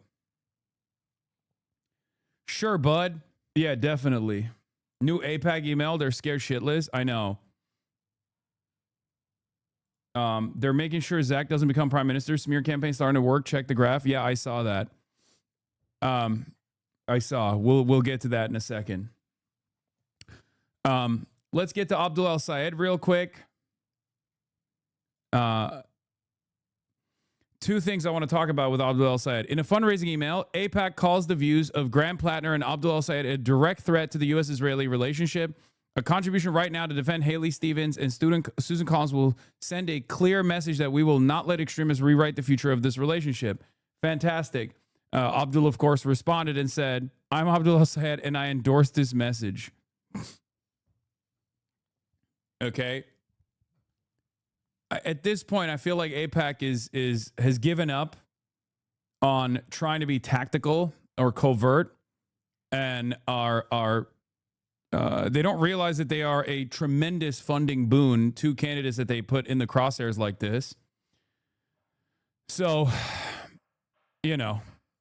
great stuff overall. Obviously, donate to Abdul if you haven't. It's an act of desperation, but they do have a lot of. They're still being covert. That's why this is only an internal fundraising email. Yeah, I guess that's true too. But I mean, it's out now. Stop anti-Israel candidates. Donate today. There is also another article that was written by a stalker of mine that you guys are very familiar with, Dan Stalkman. He wrote an article for the Free Press, as a matter of fact. Literally, Abdul El Sayed and the Decline of the Senate is the title of the article. Yes, the Free Press is so fucking desperate that they got Diddy Dan to write an article. The only articles he's ever written is on Abdul El Sayed. The article itself is, of course, unbelievably Islamophobic, as expected from a weird psychopath like Diddy Dan Stalkman. I was also shocked that he's literate. I didn't know that that was the case. The article itself basically not so subtly implies that the Senate is declining because there's a Muslim. There is a fucking Muslim who's running for a Senate seat. That's pretty much what it is, okay? The decline of the Senate is an unbelievable thing to say about Abdul El Sayed because Abdul El Sayed is a valedictorian, or was a valedictorian at University of Michigan, a Rhodes Scholar with not one, but 2 doctorates, okay? His contributions to public health in the state that he's currently running in a Senate seat was rebuilding the health department for the state itself, but the very fact that he's Muslim and an advocate for Palestinian rights and Palestinian dignity implies that the Senate is falling apart. Okay? Yeah, the Senate, where John Fetterman works, the Senate has not fallen apart because John Fetterman is a senator, but the man with the pedigree that I just showed you is running for a seat in the Senate. Obviously, that's terrifying. There are already Muslims in the Senate. What's even his point that even though Muslims are already in the Senate, one more is just too many? No, I don't think there is a Muslim senator. Is there a Muslim? I don't think there is a Muslim senator. No, he would be the first. You're confusing the Senate with the House of Representatives. Obama. Yeah. Some of his contributions in the public health sector in the state of Michigan was to cancel medical debt for 300,000 Michiganders. Remember that. So, unless you mean Chuck Schumer, the Palestinian. Logs, very important. What is this? Serious question. How electable do you really think Mark Carney would be in the USA, considering the Republican most of our local fair workers have? Open to your opinion. I don't even know how to answer that question. Okay. Yeah, those two doctors from Oxford and Columbia. He's a Rhodes Scholar, right? He has, I mean, he might be literally too smart for the Senate, especially in comparison to some of our other senators, right? Anyway, we have a network of some of the most unwashed and insane weirdos, fucking losers that are stalkers who've spent a great deal of time and effort trying to come after not only me, but also wonderful candidates that would help fight the good fight and would advance the interests of their constituents. But that is where we're at. J.B. Pritzker, Josh Krauscher reports, did an interview with Politico in which he said, there are a lot of people who don't like Netanyahu, but you shouldn't take it out on Israel. It's a democracy that elected him. There are a lot of people who don't like Trump. Should we be tossed into The Hague as a country because of Trump? I will not be answering this question. Should Trump be tossed in The Hague? Yes. What kind of question is that? Absolutely fuck yes. Yes. If you've done war crimes, it doesn't matter if you're an American doing the war crimes, you should be punished for it. I want to live in a world devoid of war crimes. Okay? So that's my opinion on it. This lady actually does the Israelis in English. I'm a victim. Israelis in Hebrew. I'm Adolf Hitler meme in real life. What is this? Would you support an organized plan to send all Gazans to another country? Sit. Okay. Okay.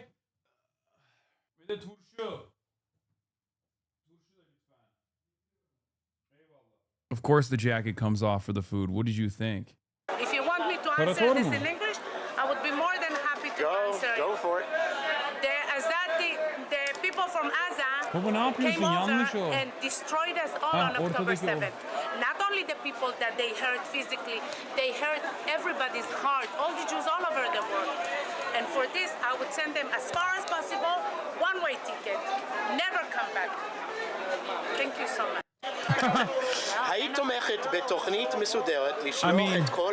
I mean, she didn't actually give a less fascist answer in English.